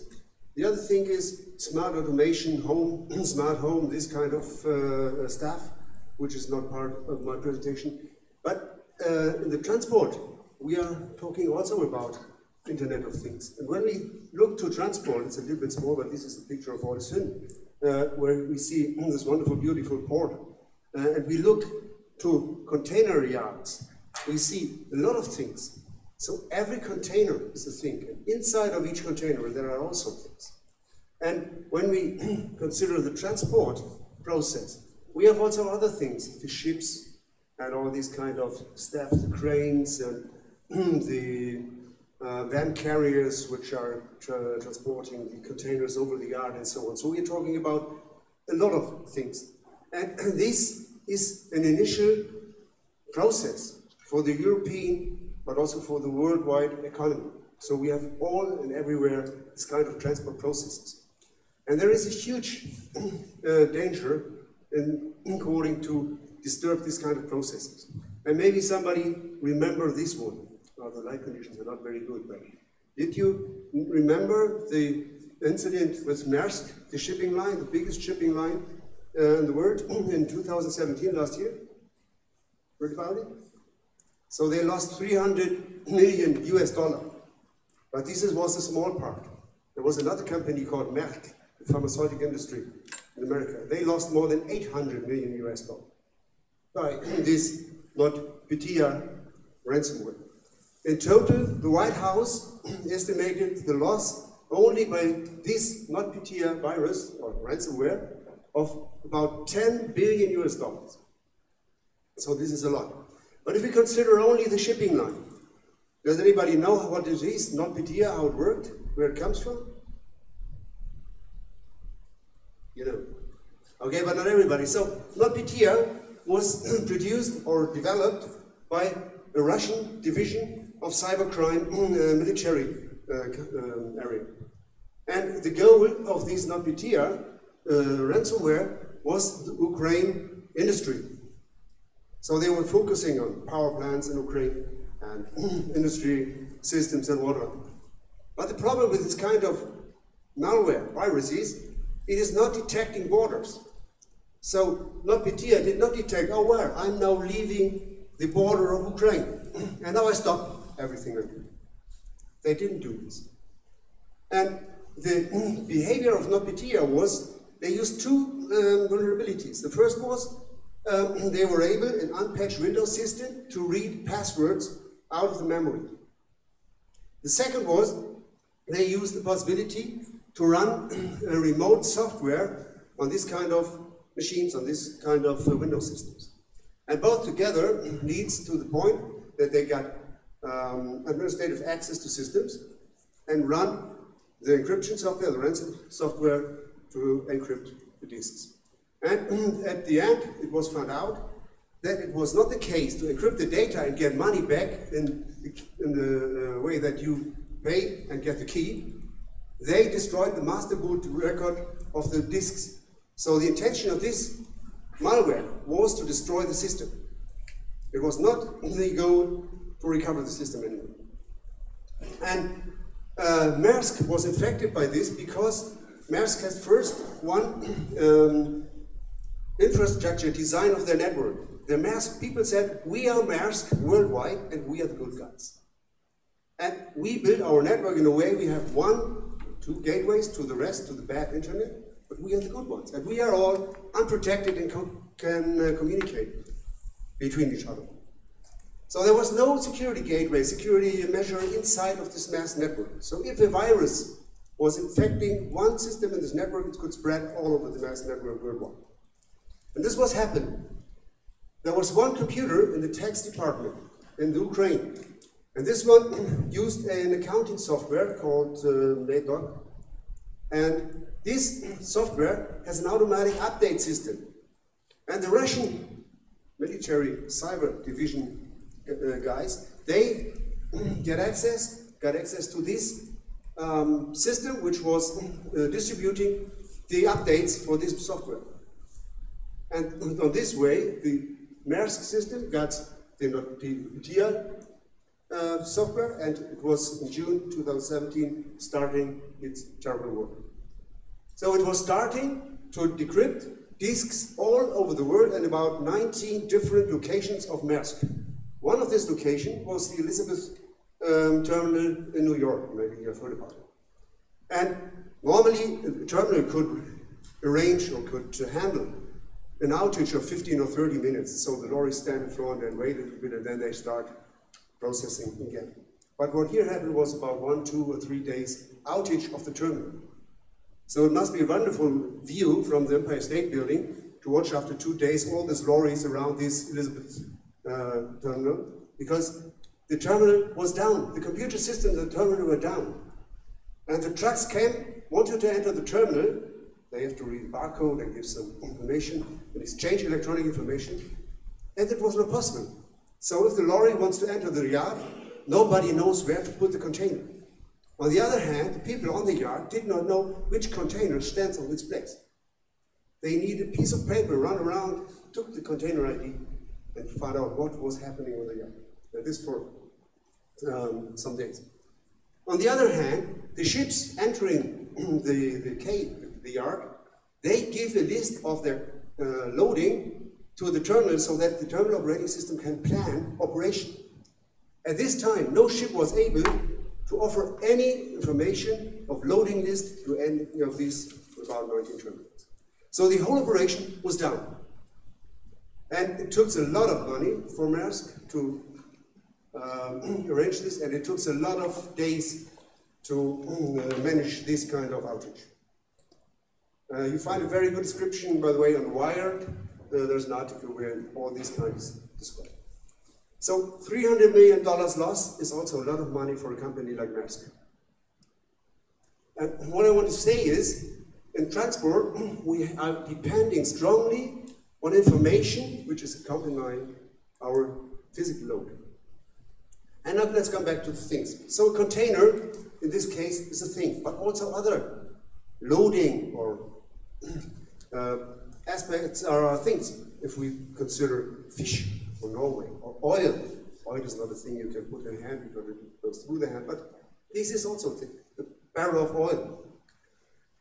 I will describe this according to a container. So a container has a lot of information. Every container which is used and transported, it has some content inside, has a container ID, which is unique.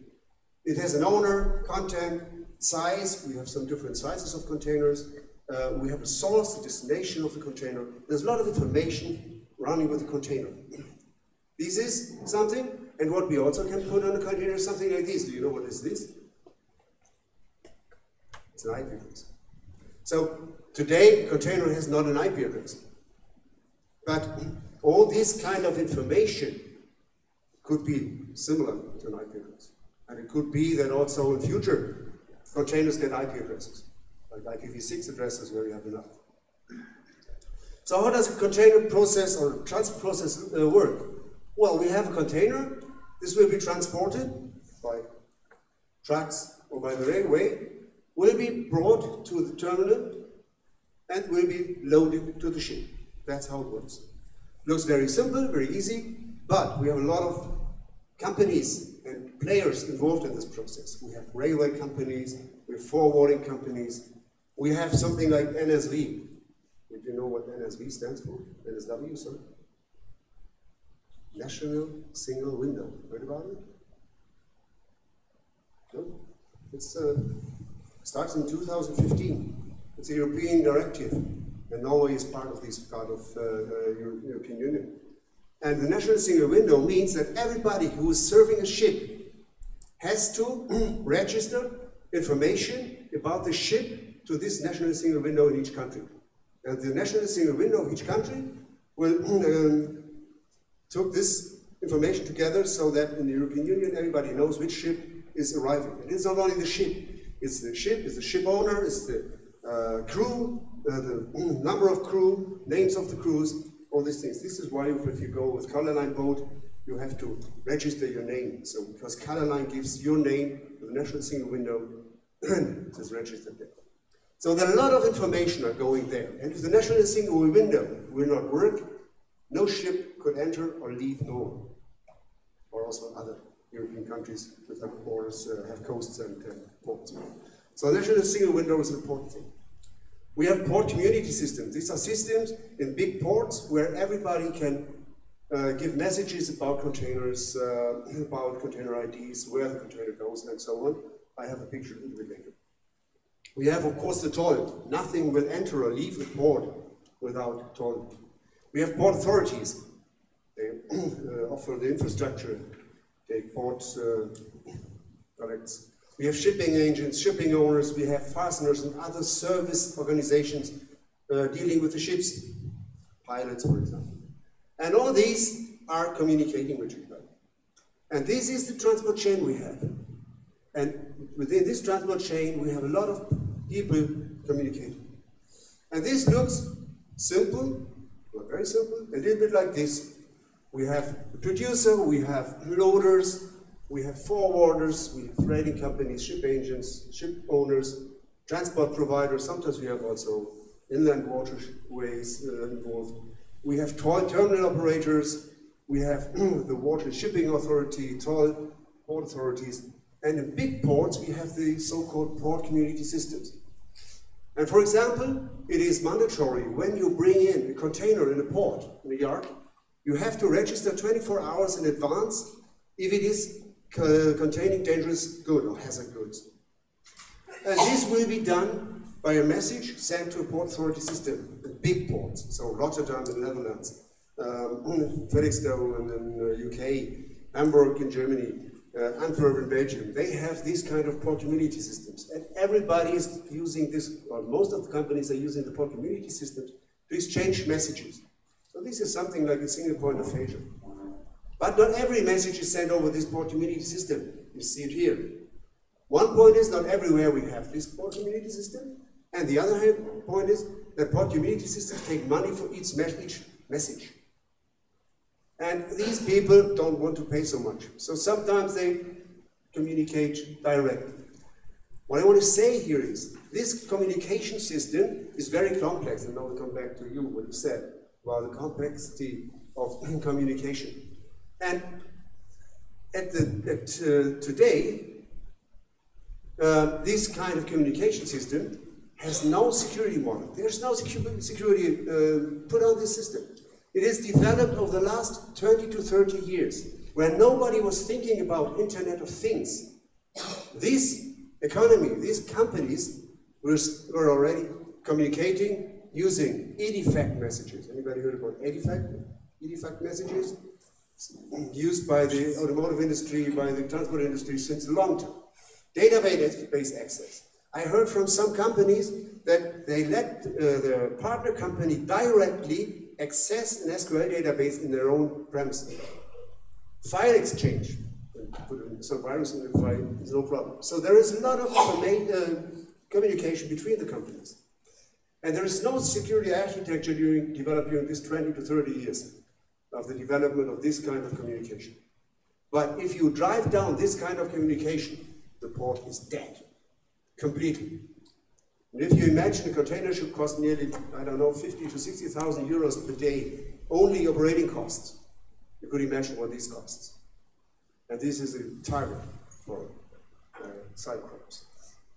And there is also no risk assessment existing for ports. We did a short project where we only investigated this port communication system. And we found a lot of problems and flaws, especially in the software design. So what we need is a security architecture for this. What we need is a resiliency model for this, so that this system will be react in a robust way if the attack occurs. And we need a migration to this security system, because we have no, we cannot switch off the system and say, okay, we make everything new from now to tomorrow. This system must be migrated. And this is, let me come to an end, I make a little advertisement, because this kind of idea we start in Germany next month. I will also propose here in Norway. But what I want to do is to develop a secure, reliable communication system. To develop a security model for this system, because the communication is similar, and it's independent on container or whatever we transport. We will adapt to a resiliency model to mitigate attacks, because we cannot switch off the system if an attack occurs and investigate what was happening. Then the port stands, and we lose a lot of money. All of the involved companies lose a lot of money. And now a short detour. What do we need to implement information security? So my students know this, but what do we need? 3 things.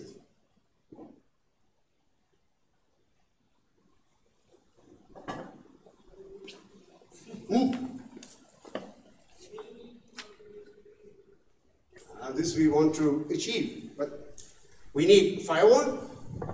We need, of course, encryption. And what else? The password of the year. Blockchain. We solved the world blockchain. So let's come back, improve the security of distributed communication system and ports using blockchain or distributed ledger technology, whatever. This is a way we want to implement it. Really, the German Ministry of Transport gave us also funding because we have these passwords in our proposal, I'm pretty sure. And we have to develop a mitigation strategy. For the project, we have some working packages, and for 3 of these working packages, the colored one, requirement analysis, migration strategy, a demonstrator, and branch-specific certification. We need a certification for these companies who fulfill this dedicated level of security. Therefore, we need partners. We need forwarders, shipping owners, terminal operators, port community systems, so they exist in the area, IT service providers for logistics business, port authorities, toll, and all these partners. In Germany, we have a project, we found this kind of partner. I have a list of them. What do we expect from the partners? And this is something for the industry people here. We need real-world scenario description because we are academics.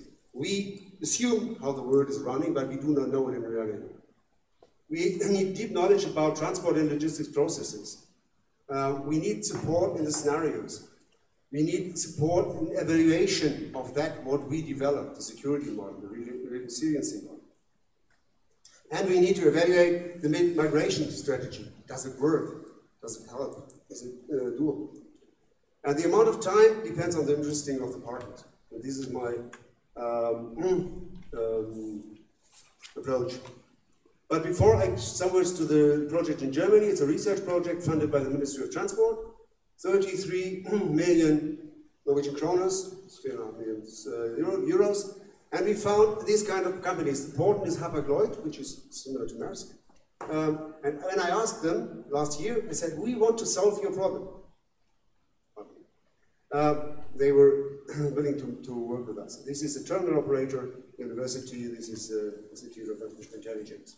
This is what the German project. So what I want here, if you are working in the port transport logistics industry, and if you want to improve your resistance against cyber attacks, please contact me, Peter Hermann, Auban, or Socrates Katsikas. We need industrial partners for the project idea we want to set up here in Norway. Thank you very much.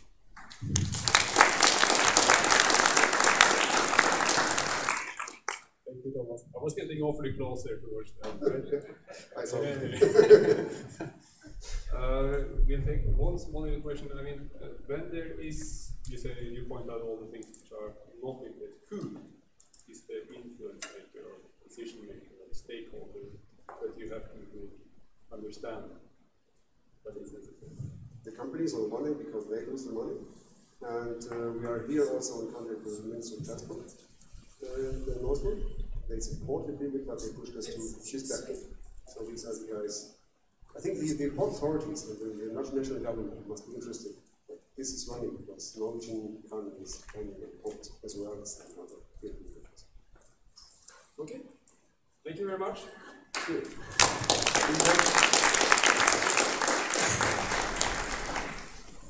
Ja, og til det neste punkt på programmet, som oppsummering av Nasjonal Sikkerhetsmåned med Peggy, direktør i Årets.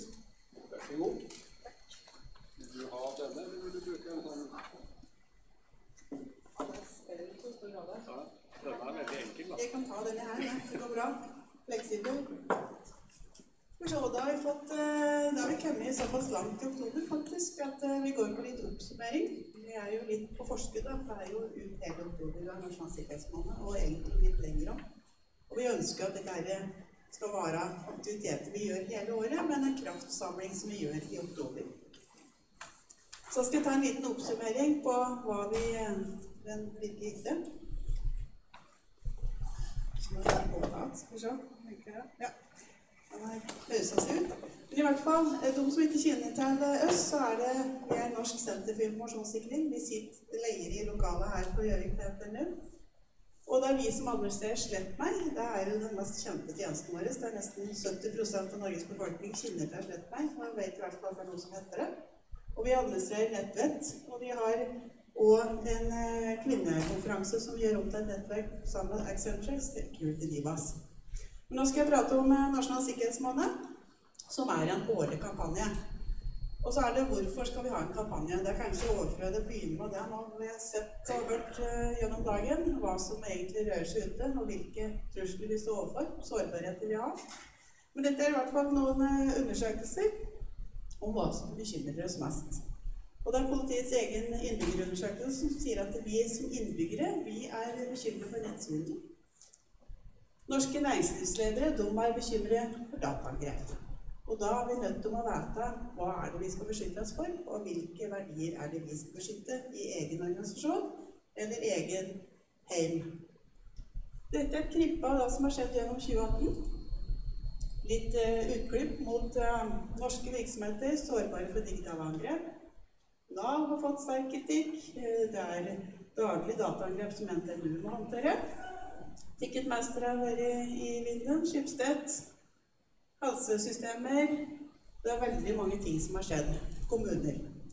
Industrien nok heller ikke noe unntak, for de vil ikke ha med noen utklipp på det. Men PST sin egen åpne trusselvurdering, som har kommet nå flere år på rad, sier litt om industrien og underleverandører. Og det rett og slett som de sier, at de ser at det en underskog av disse underleverandører til store norske konsern som blir forsøkt angrepet. Og det kan være statlige aktører, det kan være industrispionasje, eller rett og slett sabotasje. Så det på en måte viktig å vite at det ingen unntak for hvem som kan bli utsatt for datakriminalitet, eller de sårbarheter og trusler som finnes der. Så det gjelder egentlig alle, alt fra innbyggeren og til næringslivet, offentlig og privat. Og det jo ofte økonomisk motivasjon som ligger bak. Jeg sitter i Informasjonssikkerhetsutvalget til Næringslivets sikkerhetsråd. Vi har gitt ut i år mørketallsrapporten 2018. Og på bakgrunn av de som har svart på undersøkelsen, så det estimert hva tapet for næringslivet Det var 30 millioner tap estimert. Faktisk tap blant de som har spurt, og det estimert et tap for næringslivet på 1,3 milliarder kroner, hvis det stemmer med, i likhet med de respondenter som var i undersøkelsen. Så ganske mange penger, det mye å spare her når vi sier at vi skal gå fremover og se muligheter, så vi i hvert fall nødt til å stoppe disse truslene her, som faktisk tapper næringslivet og samfunnet for penger. Sammen med undersøkelsen, de som rapporterte at de var utsatt for noen ting, malware i virusinfeksjoner 21%, sosial manipulering, phishing 18%, og forsøk på datainnbrudd, hacking 13%. Nå hørte vi før her i dag om sosial manipulering. Det på en måte en sånn der human error, det en del i alle. Og det på en måte litt det som vi må ta inn over oss, at vi alle kan bli påvirket av dette her. Og forut for Sikkerhetsmåneden så hadde vi en undersøkelse for å høre hvor mange som blir opplært, og vi må jo vite hva dette er, hvordan berører dette her oss, hvordan skal vi som ansatte eller innbyggere i samfunnet kunne beskytte oss. Da må vi vite hva som finnes, og hva vi skal beskytte oss imot. Så vi hadde en undersøkelse hvor mange som har mottatt opplæring.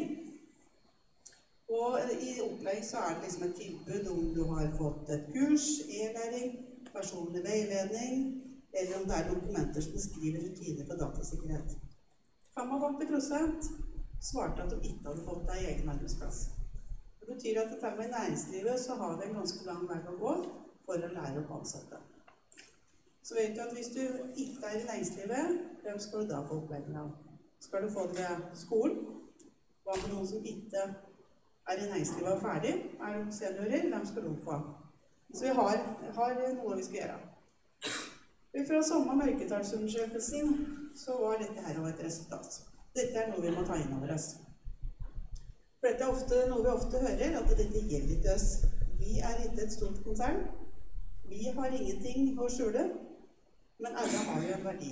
Og ikke du en innbygger, og ikke du i næringslivet, så har bedriften din eller du en verdi. Og det viktig å kjenne til den verdien og hvordan den skal beskyttes.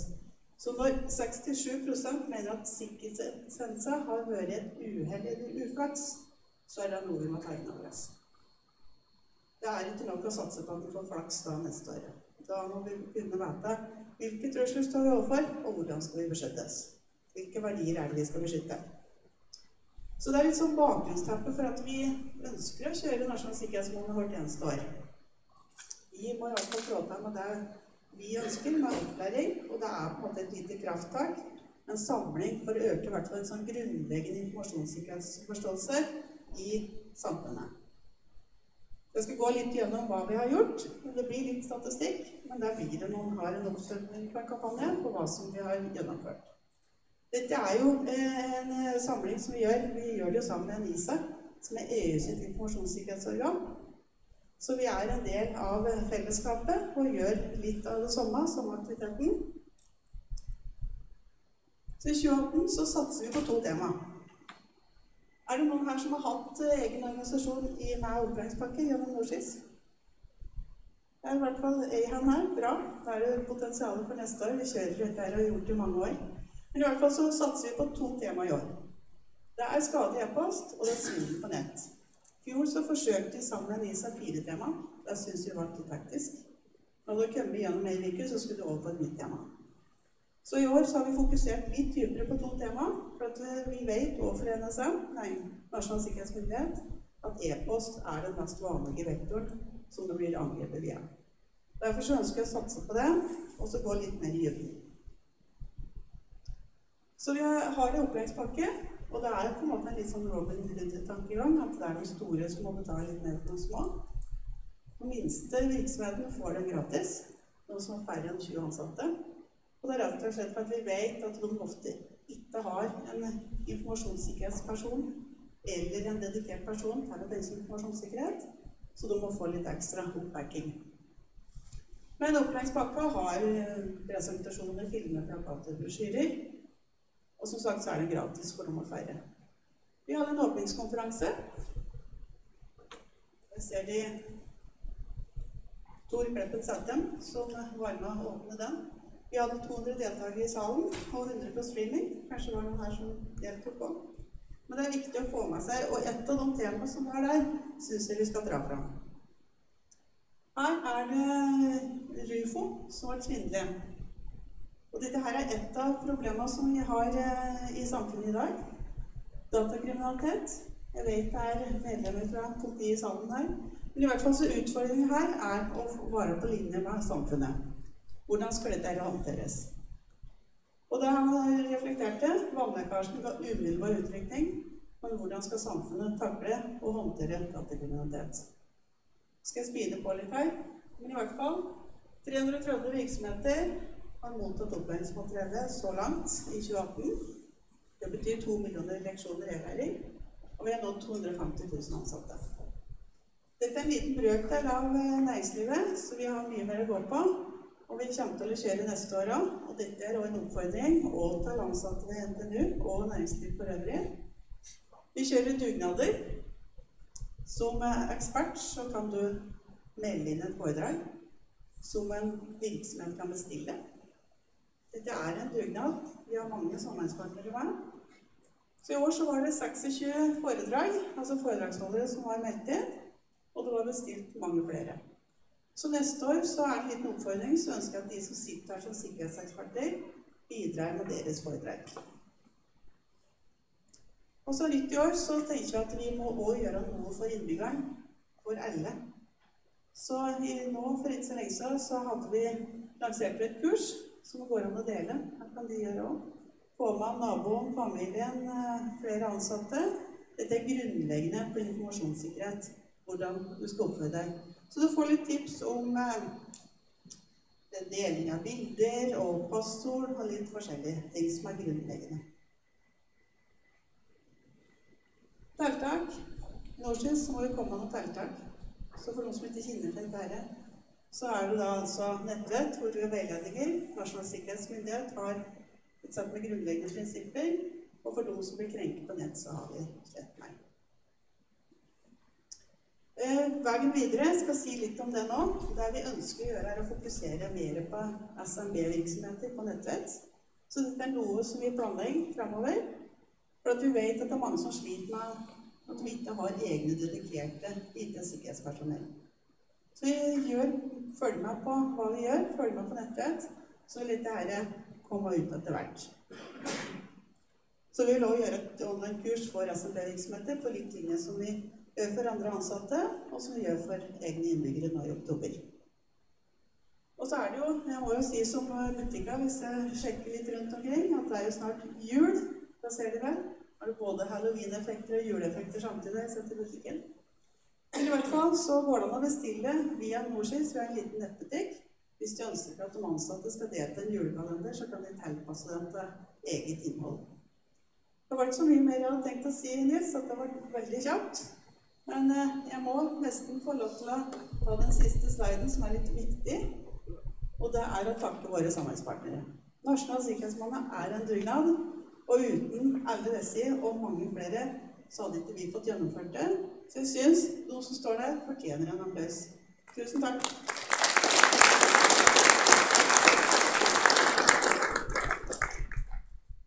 Mange takk, Begge. Og det er litt sånn som julekvelden da, for det var alt i pakke. Og da må jo den være til deg. Det må jo det. Tusen takk skal du ha for foredrag og utrolig godt samarbeid opp gjennom hele veien. Ja, vi nærmer oss slutten. Her, hverken SikkertNOK eller noe andre som skjer, hverken i Norsis eller på NTNU, tror jeg hadde skjedd hvis det bare hadde vært Peggy, Ottar, Torbjørn og meg. Så jeg vil begynne avslutningen med å takke arrangementskomiteen. Det har vært Katrin Franke, som dessverre ikke er her i dag på grunn av at hun er litt syk. Sokratis, Steven, Christian, Nils Petter, Halvor, Eirik, Ola, Anders, Ivar, Ursula og Maria. Det her hadde ikke vært hverken lunsj eller bord eller noe hvis det ikke hadde vært for dere. Så jeg håper dere ikke synes at vi roter det alt for mye til i eksekveringa. Mange takk til dere. Dem fortjener også en applaus akkurat hos folkene. Og jeg skal ikke gjøre noe forsøk på å oppsummere alle innleggene, men jeg trenger en klikker, ser det ut som. Vi oppsummerer det her med å jobbe på videre, egentlig. Altså, det vi ser i dag er at potensialet for å gjøre noe med sikkerhet i IoT og manufacturing ligger der. Det er flere initiativer på gang for å adressere det, både store og små.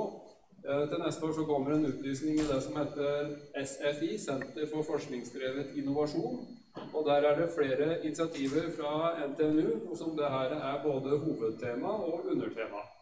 En av de der som jeg kan tenke jeg skal oppsummere med her i dag, er den som instituttet mitt kommer til å prøve å jobbe fram gjennom, som går på sikkerhet i samfunnskritisk infrastruktur.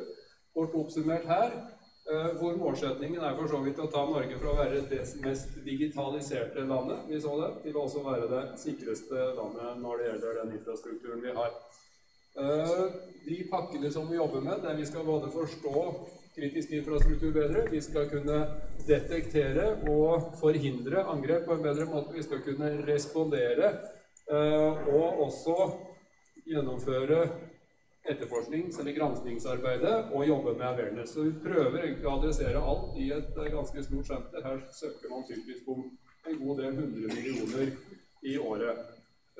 Og det jobbes også med andre initiativer. Torbjørn og IVB er involvert i IV-fakultetets initiativ, hvor man har produksjonen som hovedfokus, og sikkerhet kommer inn og understøtter. Så ta kontakt med noen av oss dersom dere er trygget til å være med på noe av det her.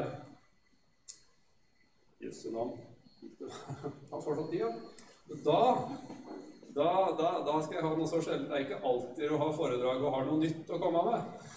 Men i dag har jeg faktisk også noe nytt å komme med. For det ble slippes av Forskningsrådet i dag en veldig hyggelig nyhet, og det er resultatet av det som heter IKT+-programmet, hvor det skal deles ut 196 millioner kroner til forskning på informasjonssikkerhet i samfunnet, i et samfunnsperspektiv. Instituttet mitt har vært så heldig at vi har fått 3 søknader der som vi er prosjektleder for. Og vi er deltakere i 2 til sammen en prosjektportefølje på ca. 50 millioner kroner. Som institutt er vi utrolig stolt av de ansatte som hver dag jobber på for å både produsere resultater på forskningssiden, for å utdanne kandidatene våre, og for å følge opp partnerne våre. Vi har et dedikert partnerskap i Senter for cyber- og informasjonssikkerhet, og vi har også et partnerskap som trekker seg langt utover det, og som har videre tungt inn i disse prosjektene. De som vi er leder på, det er Reinforcing the Health Data Infrastructure in Mobility and Assurance through Data Democratization. Bjørn og Einar. Bjørn er her. Up on the podium, Bjørn. No. All the way up. Neste prosjektet, Stability Under Adversary Influence of Transmission Grids, med Steven Molthusen. Han er som vanlig online. Hey, Steven. In the camera. And Lightweight Cryptography for Future Smart Networks. Det er kryptomiljøet ved instituttet. Som er i Trondheim. Så Colin og Danilo og Stig Frode står bak den. Og så er vi partner i 2 prosjekter som er Cybersecurity Platform for Assessment and Training for Critical Infrastructure, Legacy to Digital Twins, og Relinking the Weak Link, Building Resilient Data Households through Interdisciplinary and Multi-Level Exploration and Intervention. Why does it always have to be so complicated, so gratis?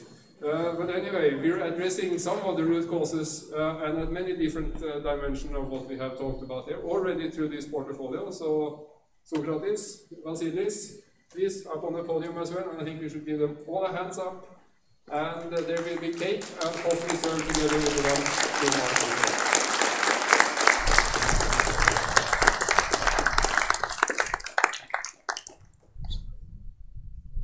Doesn't seem to be here. Do you guys want to actually have a couple of minutes if you would like to say something? Yeah.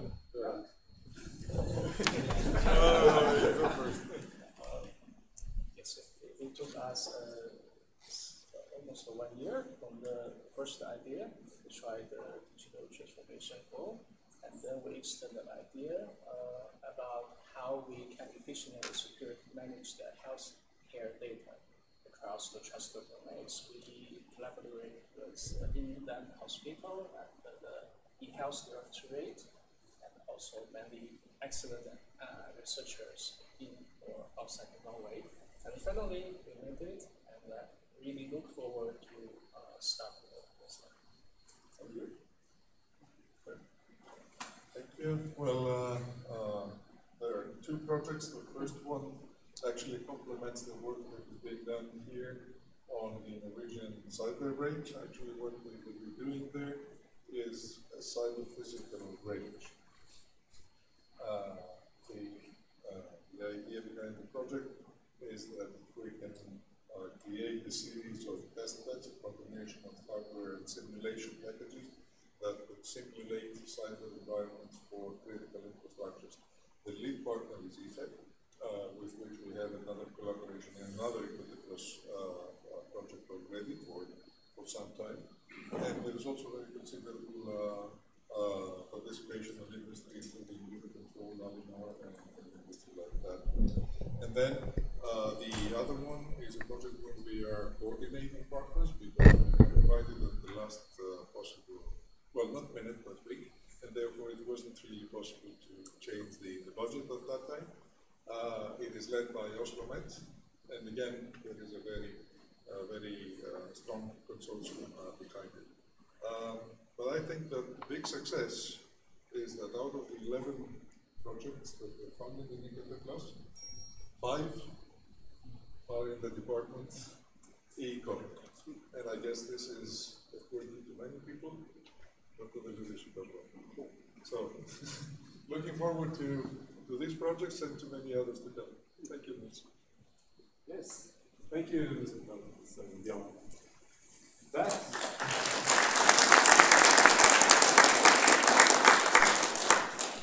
That concludes the official part of the program. Then it goes to the really important part of the program, which is lunch and evening, and I hope you all have time before heading out for the weekend to join us for that. I thank you for your participation in SikkertNOK. We wish you welcome to join any activity we have during the year. And for sure, Peggy, we wish everybody back will come back also next year. Yes. Thank you. Have a good afternoon.